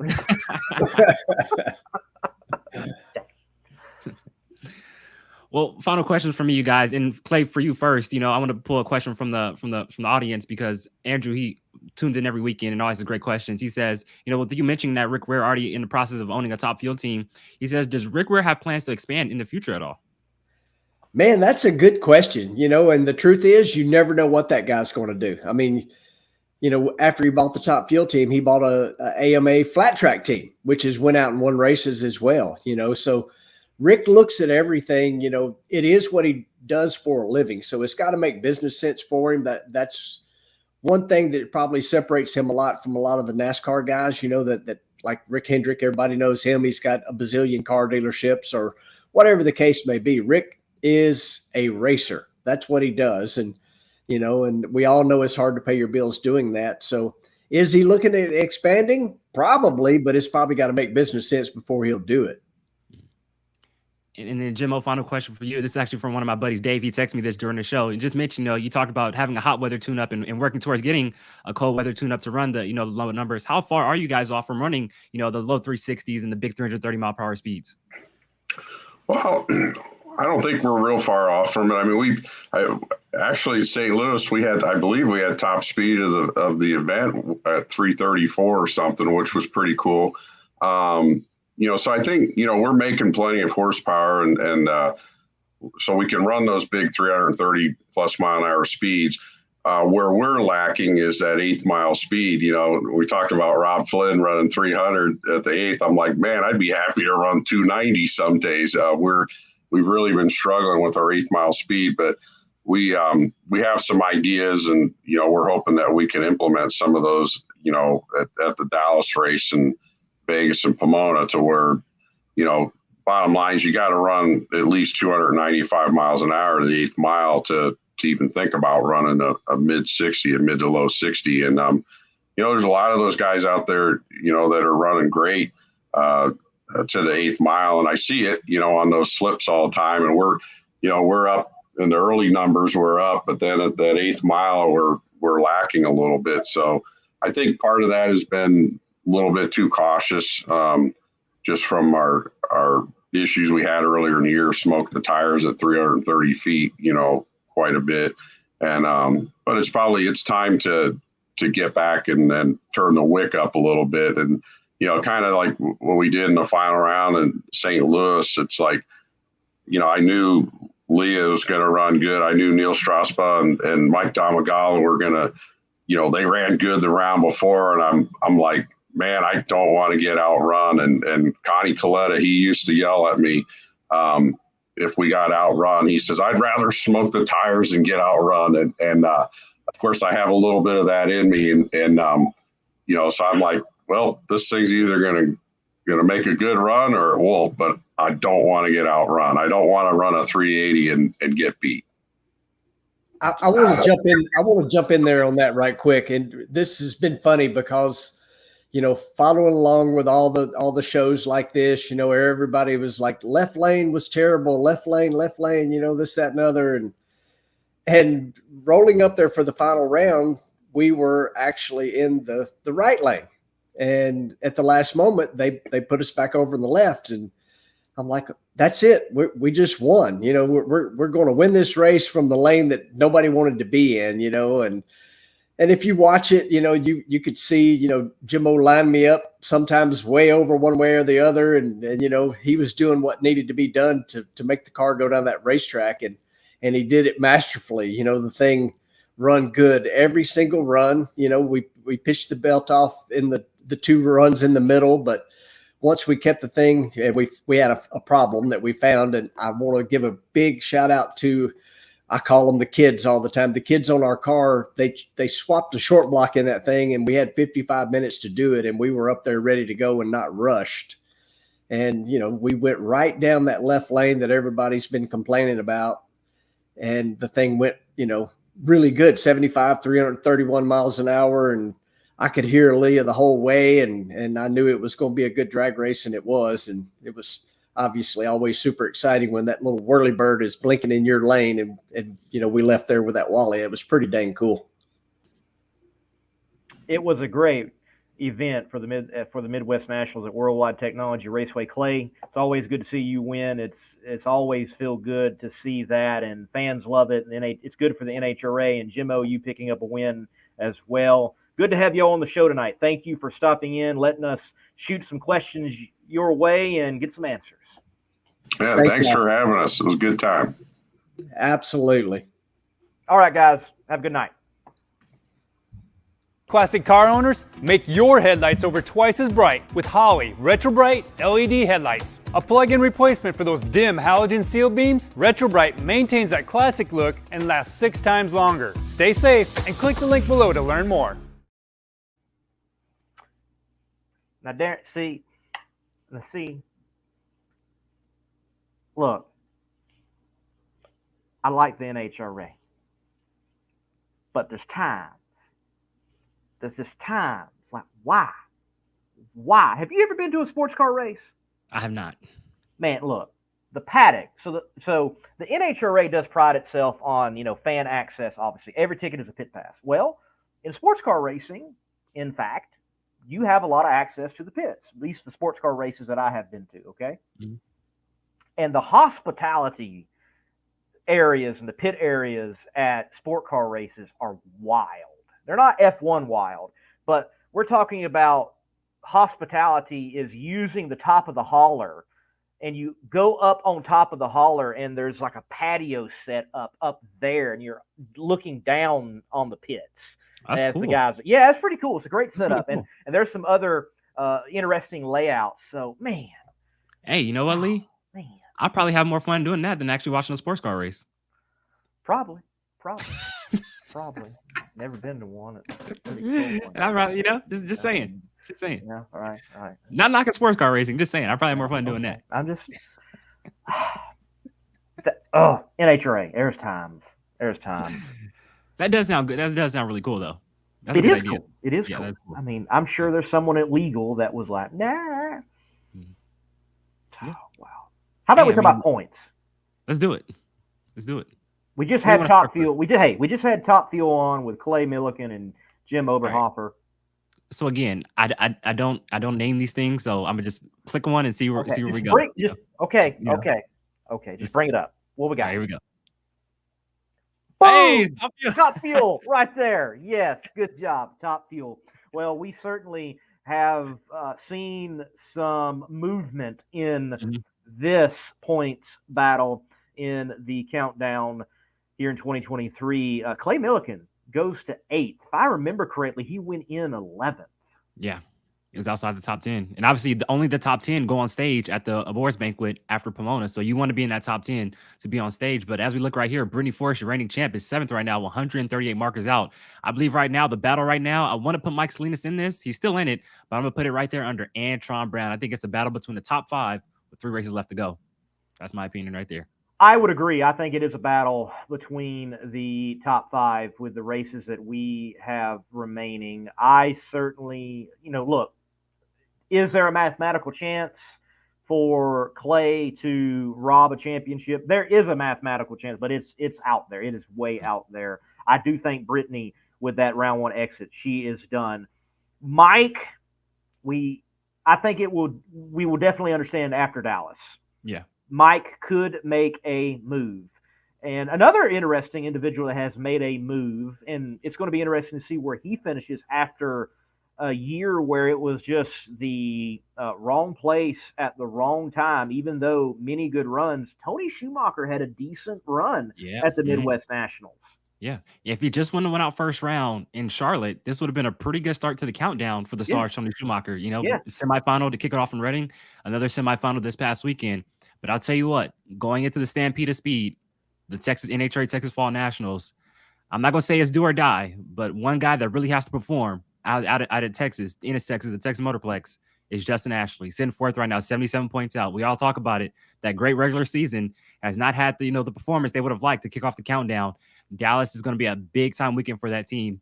If they don't show up in Dallas, it's gonna be looking like we got to look towards next year. And I hate to say that because they had such a great year. Justin's a great driver, a great dude, and I want to see him win this thing. But it's looking tough right now with 3 races left to go. Dallas is gonna be huge for them.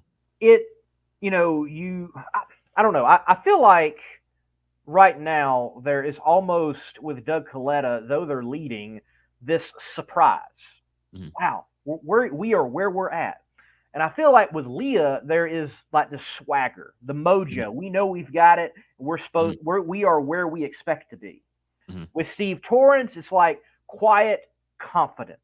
Mm-hmm. With all those championships behind him and the battles that he's been through and the crew that he's got behind him. And I feel like right now with Justin that almost like, what?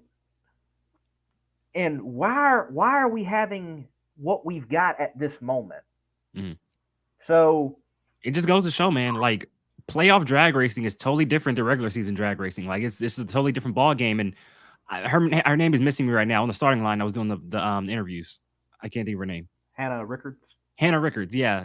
She interviewed Mike Green on the starting line and she, she said, hey, just a little bit of a grimace there, only 376. And it was like, yeah, we're trying to run quicker than that. We don't know why I didn't. So, obviously they're I'm not going to say they're struggling, but they're obviously, they got some things to figure out over there, but they're a strong team. They know how to win races. Like I said, Justin's a great driver.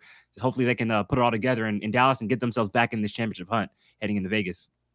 And, you mentioned starting line interviews. I think the one with Aaron Brooks was telling of the pressure. They interviewed him after Bob Tasca wins round 1, and he made the statement, I feel like we're at Pomona already, and this is for the championship. Mm-hmm. It is tense out there for sure. Mm-hmm. I definitely do agree with that. And Dave W. has a comment. He says, think of the way you can look at it is assume Doug Coletta is runner-up at every race. If Justin wins every race, he can still gain 90 on Doug, and he can still control his own destiny. So, like I said, not out of it, but I think they really need to have a good weekend this weekend in Dallas, Texas, or next weekend in Texas. Yes, next weekend, and he is the defending champion for Top Fuel at that event. Well, he's won it the last 2 years. Yes, so this is a track where they've had success. He's got a couple of cowboy hats. He needs to pick up a third. Exactly, I really do agree with that. Let's see what's up next. I don't know. Let's see. This is fun. This is fun. Point roulette. Let's funny car. Go straight to funny car. Wow, this is working out pretty good. Look at that. Yeah.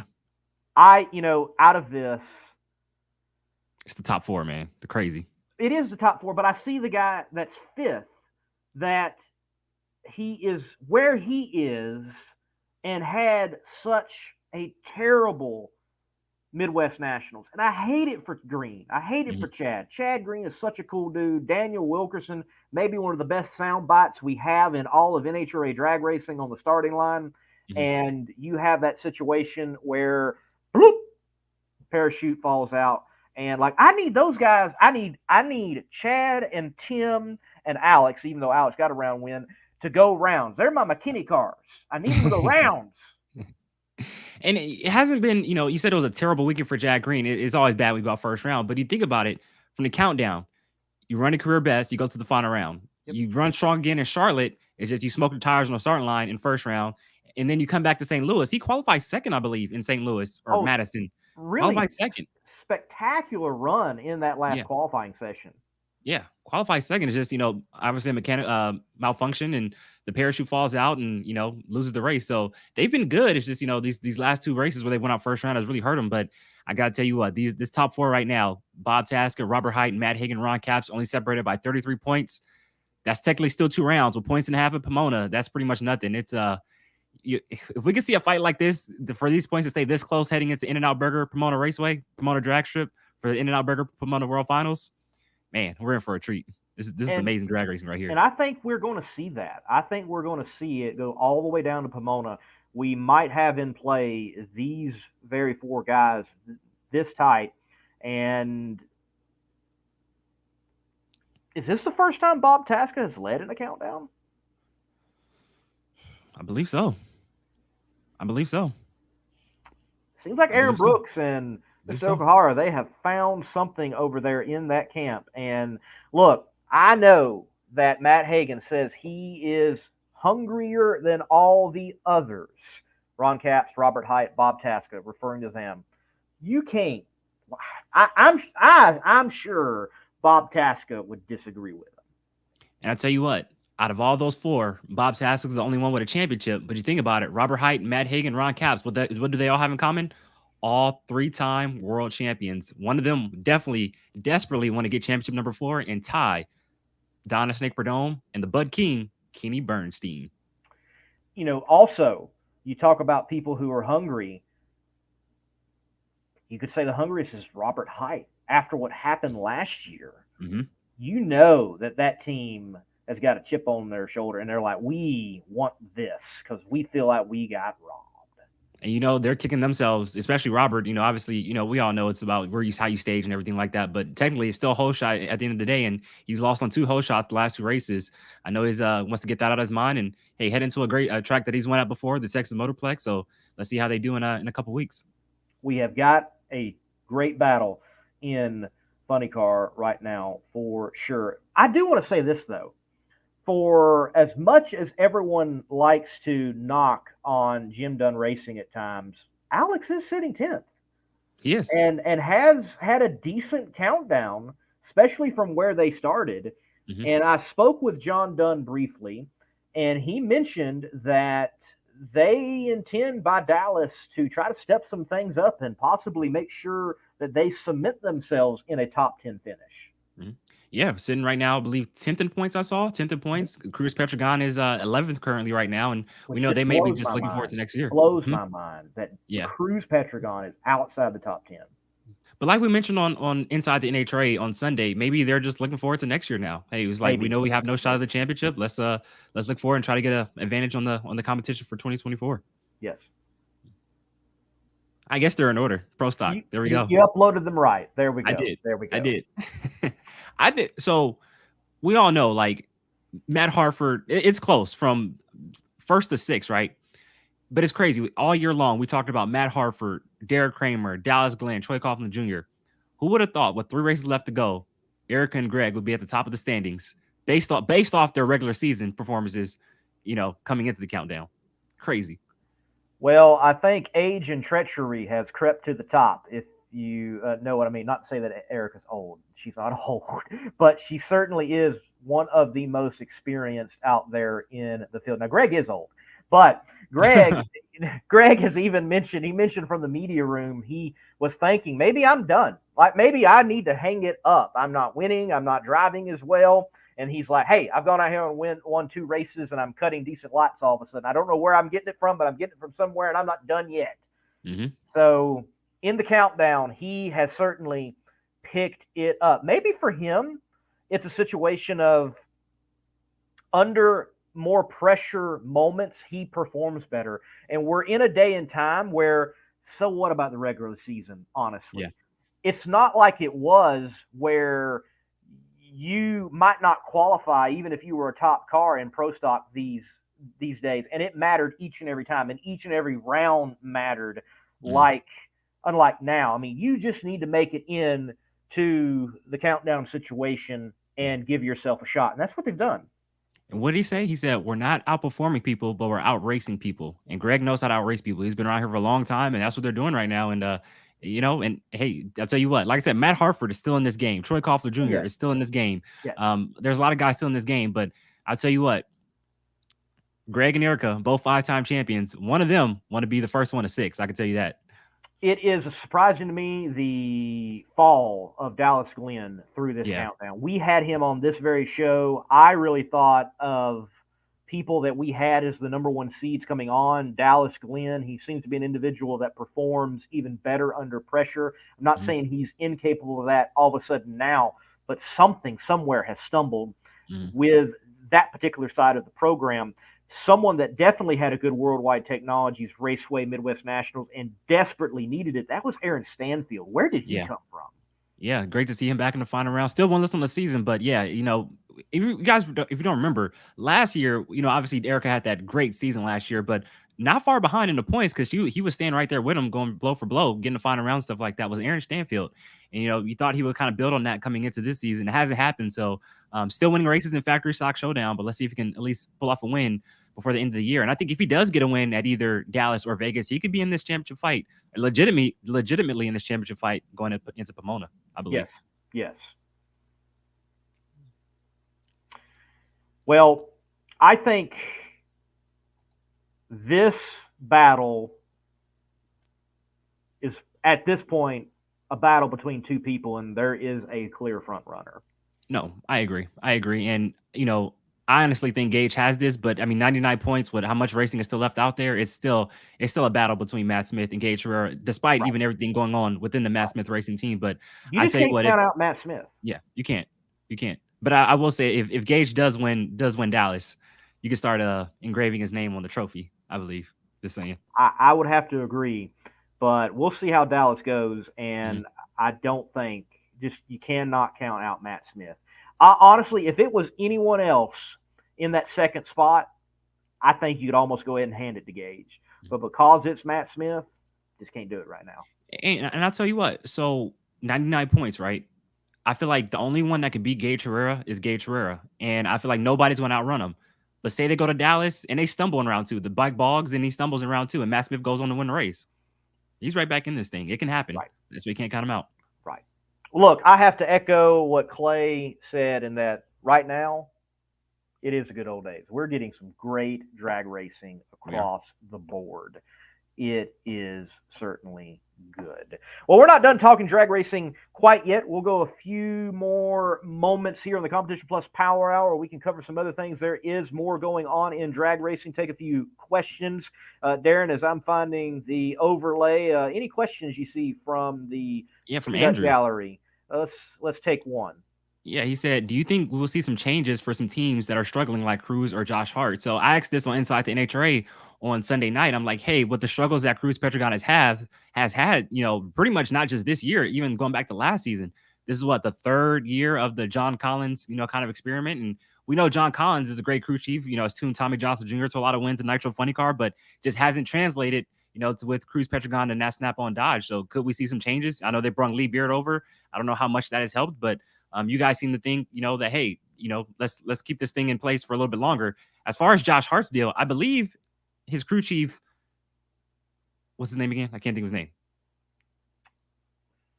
Ron Douglas. I believe he has a stake of ownership in that team. So I don't think he's going anywhere anytime soon. Right. Yeah. Right.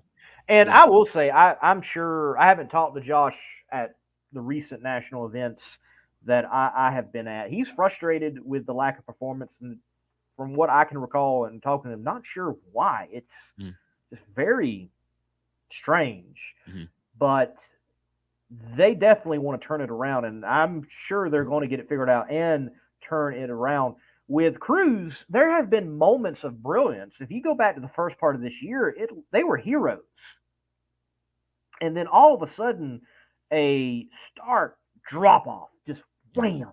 And they have had some strange things happen over there in that snap-on camp. I mean, I think one of the strangest obviously would be Bristol with the burnout and the wheel issue and his hands slapping around and everything and then pulling out and losing around that way. So it's been a strange year for them. I really think, though, it's probably best that they keep the status quo, go in the off-season, get all the bugs work out, and come back out and see where you're at in testing in the Gator Nationals. Yeah, and I like that question from Andrew because we've seen in the past, Cruz isn't scared to make a change, especially in the crew chief role. So we'll see what goes on. And the Mystic also has a question. He says, "What are the available points per race?" I can't find a list. So the Mystic, you get 100 points for winning a race. It's 20 points per round, but you get 100 points for actually winning a race. It's 8 points if you qualify number 1, so that's 108. You get 10 points for making one qualifying run, so that's 118 points, and then 3 bonus points if you can set low ET of each session. So if there's 4 sessions, that's 12 points, which equals out to 130 points per race. That's the max points you can get at an NHRA national event in the Camping World Series is 130. It used to be 150 until they did away with the national record deal. But yes, it's 130. Yes, and let's see. I'm going to try to. Let's see. That's not going to let me do it. That's weird. I was going to try to screen share and show everyone on the NHRA.com website how you can go see that. So if you go to the homepage, NHRA.com, you will see standings. Click standings. It's underneath the Camping World tab, roughly. And when you get to that page, you will notice off to the right above the points, there is in red how points are collected. And you click on that, and it will take you to the explanation of what Darren just ran down of how points are collected. You like I did that off the top of my head, huh? I did. That was good. That's drag racing nerd for you right there. It is. It's drag racing nerd for you. Like this. It is. It is. It is. Well, Darren, we've talked a lot of NHRA Camping World, rightfully so, had a massive event with the Midwest Nationals with major points implications and great stories from that event at Worldwide Technologies Raceway. But as always, we like to say there's plenty more in drag racing beyond the NHRA. The Stampede of Speed is going to be kicking off this very weekend with the Cattle Drive downtown in Waxahachie.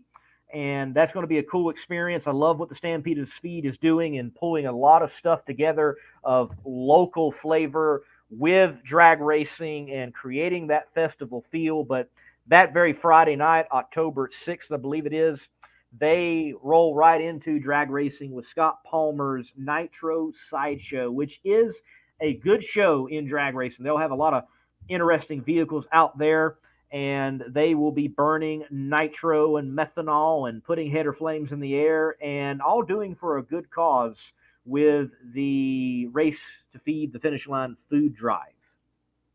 Okay. Again, so at a regular national event, it is 130, but if the points and a half, it goes up. So yeah, thank you for correcting me, Dave. Points and a half is more. But for 21 of the other, how many races is it? 19 out of 21 is 130. But yeah, points and a half for Indy and Pomona is more. Yes. Yeah. But yeah, Stampede of Speed upcoming weekend should be a lot of fun. Man. I'm sorry. Let's get back on track. Oh, here's a good question. Drag Racing Mayhem. How are they going to do Nitro Sideshow if Scott's still hurt from the Pro Mod wreck? Well, Scott is going to be there, and I'm sure he's very sore, but he's up, walking, talking, and is doing okay. He's not like stuck in a hospital in a full body cast or anything of that nature. So, and Krista Baldwin's going to be driving his Top Fuel dragster at the national event, correct? Yes, he is. That's very cool. I think that has got to be one of my peak pit notes with that young lady. Always enjoy getting to talk with Krista. Just like wish her energy could be bottled and sold. Monster Energy would be out of a product. It is there. I don't know if there's anyone other than maybe Clay Milliken himself that is that excited about driving Top Fuel cars. It is so cool to see, and that is a cool partnership with everything that happened. I think Krista is a great fit for that situation, and the PBR, and and she, I think I could see her playing it up too, like wearing a cowboy hat all weekend and going full Texas theme, and I hope she does. Like, we need to find her a cheetah print cowboy hat though. Yeah, and I was gonna say, like, I think that's really cool. The whole correlation between the Stampede of Speed, the whole cowboy feel, and then her driving the PBR Top Fuel dragster out at the Texas Motorplex. And like I say all the time, Krista Baldwin's like the modern day Kristen Powell. Just all the energy, how fun she's having, driving a Top Fuel dragster. I think it's really cool. It is really cool. It is really cool. So yeah, Drag Racing Mayhem. Scott's doing okay. I mean, I'm not saying, not that he's going to be strapping in the car anytime soon, which he probably would. He probably is like being barred by other people and not himself. But, he's been in comment sections on concerning Nitro Chaos and the double that's going to be taking place at the Texas Motorplex in April that, hey, I need to get my fuel altered ready. Who's got parts? So he already intends to get back to the track very, very quickly. And Andrew actually pointing out where I was going to take it next, because yes, the Funny Car Chaos schedule did come out, and there are questions surrounding it. And one of the questions is, why is it just 7 points races? Well, that's just what Chris was able to work out, and it also will make it an interesting points battle either way. Whether it was 6 races, 8 races, 10 races, we're going to have an interesting points battle. Of note, though, if it was a 7-race points battle this year, Kirk Williams would have been your champion. So what? 2 tracks was just like, hey, we don't want points, we just want an exhibition. How does that work out? All right. So, in particular, Andrew asks about Kearney Raceway. Yes, it is going to be a completely different show. It will not be a full Funny Car Chaos event in the sense of a points race. It will be a invitational type of show, 1-day event there in Kearney, Nebraska. And that's something that Chris and the track just felt was a better fit. You got to remember, folks, all of this stuff has got to work for the track. It's got to work for the promoter. It's got to work for the racers, and especially Funny Car Chaos. You're in a situation where Chris, track, racers, well, they are not trying to ram stuff down people's throats as some other entities, and they're like, you're just going to be here whether you like it or not, but it is for the racer. Got to remember that. So there will be a show in Kearney, but it will be a different show. Now, I see a positive here, though, Darren. If this works well, and it's a success for Kearney, this may very well be a way to have a little bit of chaos at so many other tracks that are asking, can you bring chaos to our track? Because I can tell you, there's a whole lot more demand than there is supply. And yes, Maryland International Raceway stays a non-points race, and I expect it to stay a non-points race for a very long time, if not even the duration of the contract that is with Maryland International Raceway. Okay, so and I like that you said that, right? Because seeing where else they can bring chaos, and we got the chaos goes east and the chaos goes west this past week in Albuquerque, New Mexico. But if we really want to bring it west, the rural West Coast. Albuquerque, New Mexico, it's the Southwest. But if we want to bring it to the real West Coast, bring it to Famoso, baby. Bring it to Famoso. Famoso drag strip. Do you not remember our conversation? I remember. Yeah, I remember. Do you not remember? I remember. But let's make it happen. I think it needs to happen. Make it happen. It needs to happen. Famoso's the perfect track to hold a Funny Car Chaos and Nitro Chaos race. Nitro Chaos doubleheader. In the middle of summer, hot scorching Bakersfield, middle of the summer, Labor Day weekend, Memorial Day weekend, just hot, like 100-degree temperatures. Let's do it. Let's do it. I won't be there because I don't stand the heat, but I watch from home. Seven points race season next year, and look, also several doubles. The Eddyville event will be a double in Nitro Chaos. The Texas Motorplex event will be a double, also with more festival activities with the Texas Motorplex, because that's when that solar eclipse will be happening, and you're going to be in a prime spot to view that next year at the Texas Motorplex. So Chaos shaping up to have another good year. You have Baton Rouge. It goes back to kind of its traditional date, and the original date it was intended to within the season. And shortly, the Nitro Chaos schedule should be rolling out. And I can go ahead and tell you that as of right now, it will be a 5-race season next year for Nitro Chaos. That's cool. And that's awesome to kick off the Funny Car Chaos Nitro Chaos season at the Texas Motorplex. I think that's really cool. Like you said, with a whole solar eclipse and everything like that, it should be a really fun weekend. That's going to be a great weekend. It's going to be a lot of fun for sure. With PDRA, they are in action this weekend, if I remember correctly. Galot Race Motorsports Park. I love Galot. What a great track to go experience drag racing. They love the PDRA. They love their door slammers there, and that points battle is heating up. You can read more about that on competitionplus.com and elsewhere. So they have got points battles. Championships are on the line. We're seeing that all come to a head across the board. I know Northeast Outlaw Pro Mod Association, they're going to be wrapping things up soon. Midwest Drag Racing Series as well. Great time of the year, man. Yeah, and in a couple of weeks, I mentioned this at the beginning of the show, not this weekend, but next weekend is the NHRA Hot Rod Heritage Series season finale out at Famoso Drag Strip, one of the greatest drag strips in the world. Nitro Funny Car is already wrapped up. Bobby Cottrell captured his 6th NHRA Heritage Series championship out at Tulsa about a month ago. But in Top Fuel Eliminator, it's still a battle. It's a long shot for Jim Murphy, but Jim Murphy is still in this battle. And guess what? So it's 2 races in 1. If you guys don't remember, the Marsh meet did not complete because of rain and everything like that. So they actually raced the Marsh meet for Top Fuel within qualifying. And guess what? Tyler Hilton will race Jim Murphy in round number 1 Friday afternoon in that Marsh meet makeup. So if Jim Murphy can get around Tyler and win the race, we have a battle on Sunday for that Top Fuel championship. It should be a lot of fun. Nah, that McKinney car gonna take it.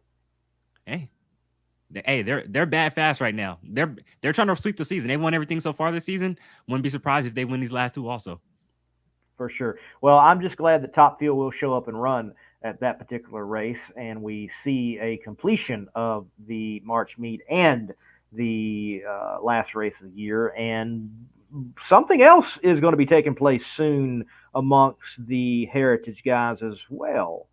Yeah, so if you guys haven't seen already, the March meet actually has been pushed up 1 week. Originally, it was scheduled the same weekend as the NHRA Gator Nationals, but a lot of people within the NHRA Camping World Series actually likes to come out to these NHRA Heritage Series races and compete and tag along and participate. So they actually moved up the March meet 1 week. Well, that Friday afternoon, there's going to be a little bit of a grudge race. Your Top Fuel champion from 2023 and your Funny Car champion from 2023 will race in the first qualifying session on Friday to see who's the real king of the sport. So a lot of the Top Fuel guys don't like it right now, and the Funny Car guys are loving it. So hey, we'll see who's the real king of the sport come the March meeting in March. I think I already know. So, I mean, basically, the way it's looking, it's going to be Tyler Hilton in the Great Expectations 3 car, that old Tony Bartone car, against Bobby Cottrell for driving for Bucky Austin in that green Bardall 69 Camaro. So that'd be a good battle. That'd be a race. That'd be a good race. That'd be a good battle. Both 550 race cars can run the 550, so it'll be a good battle. Yeah, that would be a good battle for sure. Look, whoever thought of that, I applaud them for trying something different. Mm-hmm. Why? Dar Hawthorne. It was Dar. Okay, great. Why not? do something different. Okay. You cannot expect to gain more fans and more exposure or more marketing partners or gain traction within drag racing if you keep doing it the way you've been doing it. Mm-hmm. No, I agree, and it should be a lot of fun. Like I said, the Top Fuel guys don't really agree with it right now. They're kind of, there's a lot of pushback on social media, but I mean, at the end of the day, the champion's still going to pull up to the start line, and we're still going to have a race between Top Fuel and Funny Car, and hey, we'll see how it all plays out. I'm looking forward to it. It should be fun, and that goes to show because it is the first session on Friday, so that makes testing on Thursday that much more important. Sure, got to get it dialed in on testing on Thursday. For sure. So, look, a lot of great things happening in the world of drag racing. Drag Racing Mayhem does ask concerning, I'll go ahead and give this answer. With Funny Car Chaos schedule released after the success of this year's Maryland race, is it open to have more chaos on the East Coast? Well, I imagine the answer is yes, but no. And I can tell you no for at least 4 more years. It was part of the press release when that race was first ever announced that Maryland International Raceway. Talking like me, Lee. I know. Wow. Maryland International Raceway has a 5-year contract with Chaos that it is the only East Coast race. So 4 more years. After 4 more years, then we'll see what happens on the East Coast with Funny Car Chaos. Before we get out of here, how's Sega going? How are they doing in their series? They're having a phenomenal year. I talked briefly with Leslie Horn, driver of the 55 Chevrolet Chick Magnet, who is also the defending A-Gas champion. He's got a good battle going on with Gabriel Burrell. Did gain some ground on him recently in that Southern Flyer 34 Ford Coupe, if I remember correctly. It's a 34, I believe. Might be a 32. But anyway, beautiful gold car. Love that machine. So distinct out there in Southeast Gasser Association competition.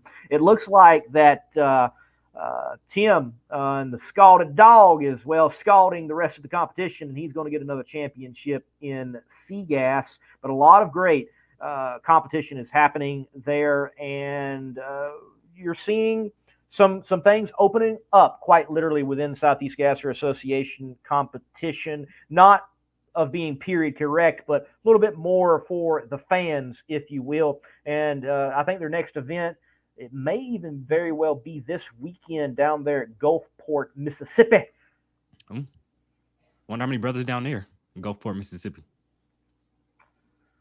How do you always work a show one way or the other? We always need one segment where I'm about to get canceled. We got to. I mean, it's just part of the show now. About to get canceled. Yeah, it's one part. Every show we need one part of the show where I almost get canceled. You know, we got to. I'm just like, how many brothers are actually in Gulfport, Mississippi? I'm just wondering. A lot, I'm sure. I'm pretty sure it is Mississippi. You're right. Yeah. There's a lot of brothers down south. Oh my goodness! It's the only time. It's the only time where the Monday morning racer gets speechless. I'm just asking, you know, you gotta ask this stuff. Ladies and gentlemen, this has been the Competition Plus Power Hour. It's been a privilege to host the show and have you watching along and commenting and enjoying our time with Jim Oberhofer, Clay Milliken, and also Matt Hagan. Don't worry about that guy over there. Anything else there? No. Yeah. I just hope I don't get canceled. You know, that's all. My goodness. Hopefully HR doesn't see this. You know, just tell HR don't ever watch the end of the show. That's the only thing. You know. So, right. Yeah. Human Resources, which is Bobby Bennett. He don't care. Yeah. Oh, if Bobby Bennett's Human Resources, we can get away with anything. That's right. We can. We can get away with anything. Yeah. Yes, we can get away with anything. Darrell Kraft asks a question.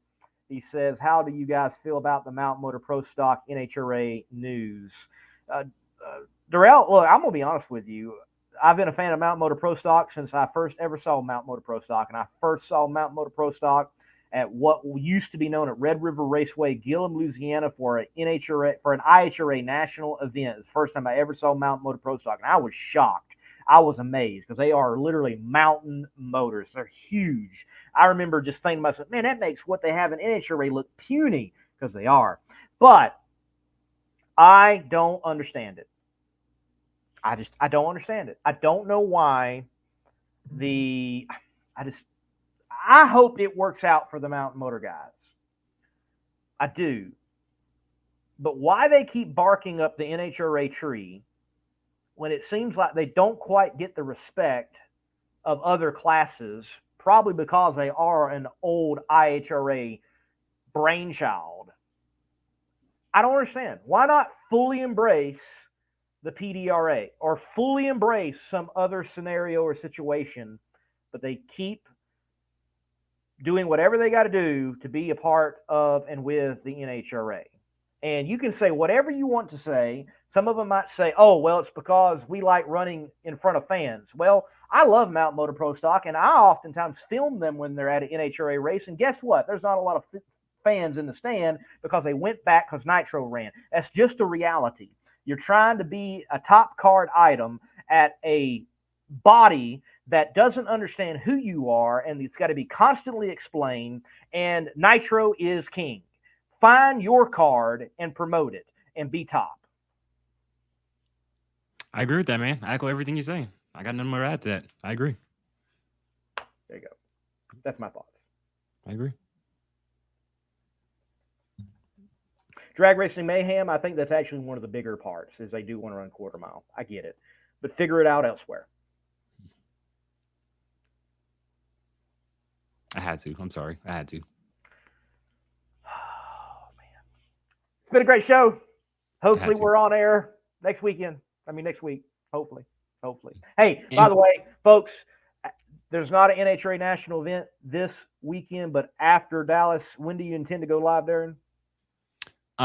So because I'll be in Bakersfield, most likely, we probably won't go live until that Monday, unless Dave wants to, do a show for us on Sunday while I'm not here. If he wants to take the reins, Dave, just throwing it out there. If you want to go live Sunday, you can. Just saying. Okay. I've grown so much. Do I got to be there every show? Like, come on, just handle it for me. I'm too big for this now. Just hey, Dave, man, I'll be there. So call me if you need some help, man. Okay. You guys can handle it. Give me a day. Give me a weekend off. Yeah. Just saying. Yeah. You use my StreamYard anyway, so what? Exactly. Exactly. Exactly. He said, "All right." He said, "All right." He said, "They tune in for me anyway." Yes. Guys, look, we have enjoyed it. We thanks to Matt Hagan, Jim Oberhofer, and Clay Milliken for their time. Been a good show, been a fun show. Hey, hit that like button, hit that share button. Come back and let's talk drag racing next weekend.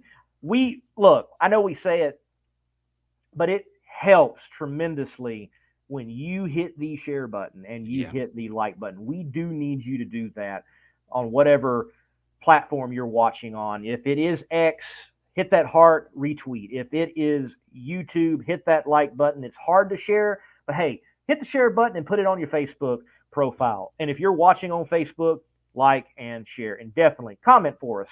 We don't get to every comment. We don't have time to get to every comment, but we do want to get to some of your comments. Maybe during the off season, we'll have a full your comment show. Very well can go that direction and have it, but we want to take some time to be interactive with you and take your comments. And remember that you're certainly a part of the show because other shows haven't remembered that. That was good. We're going to Good night, everybody. Good night.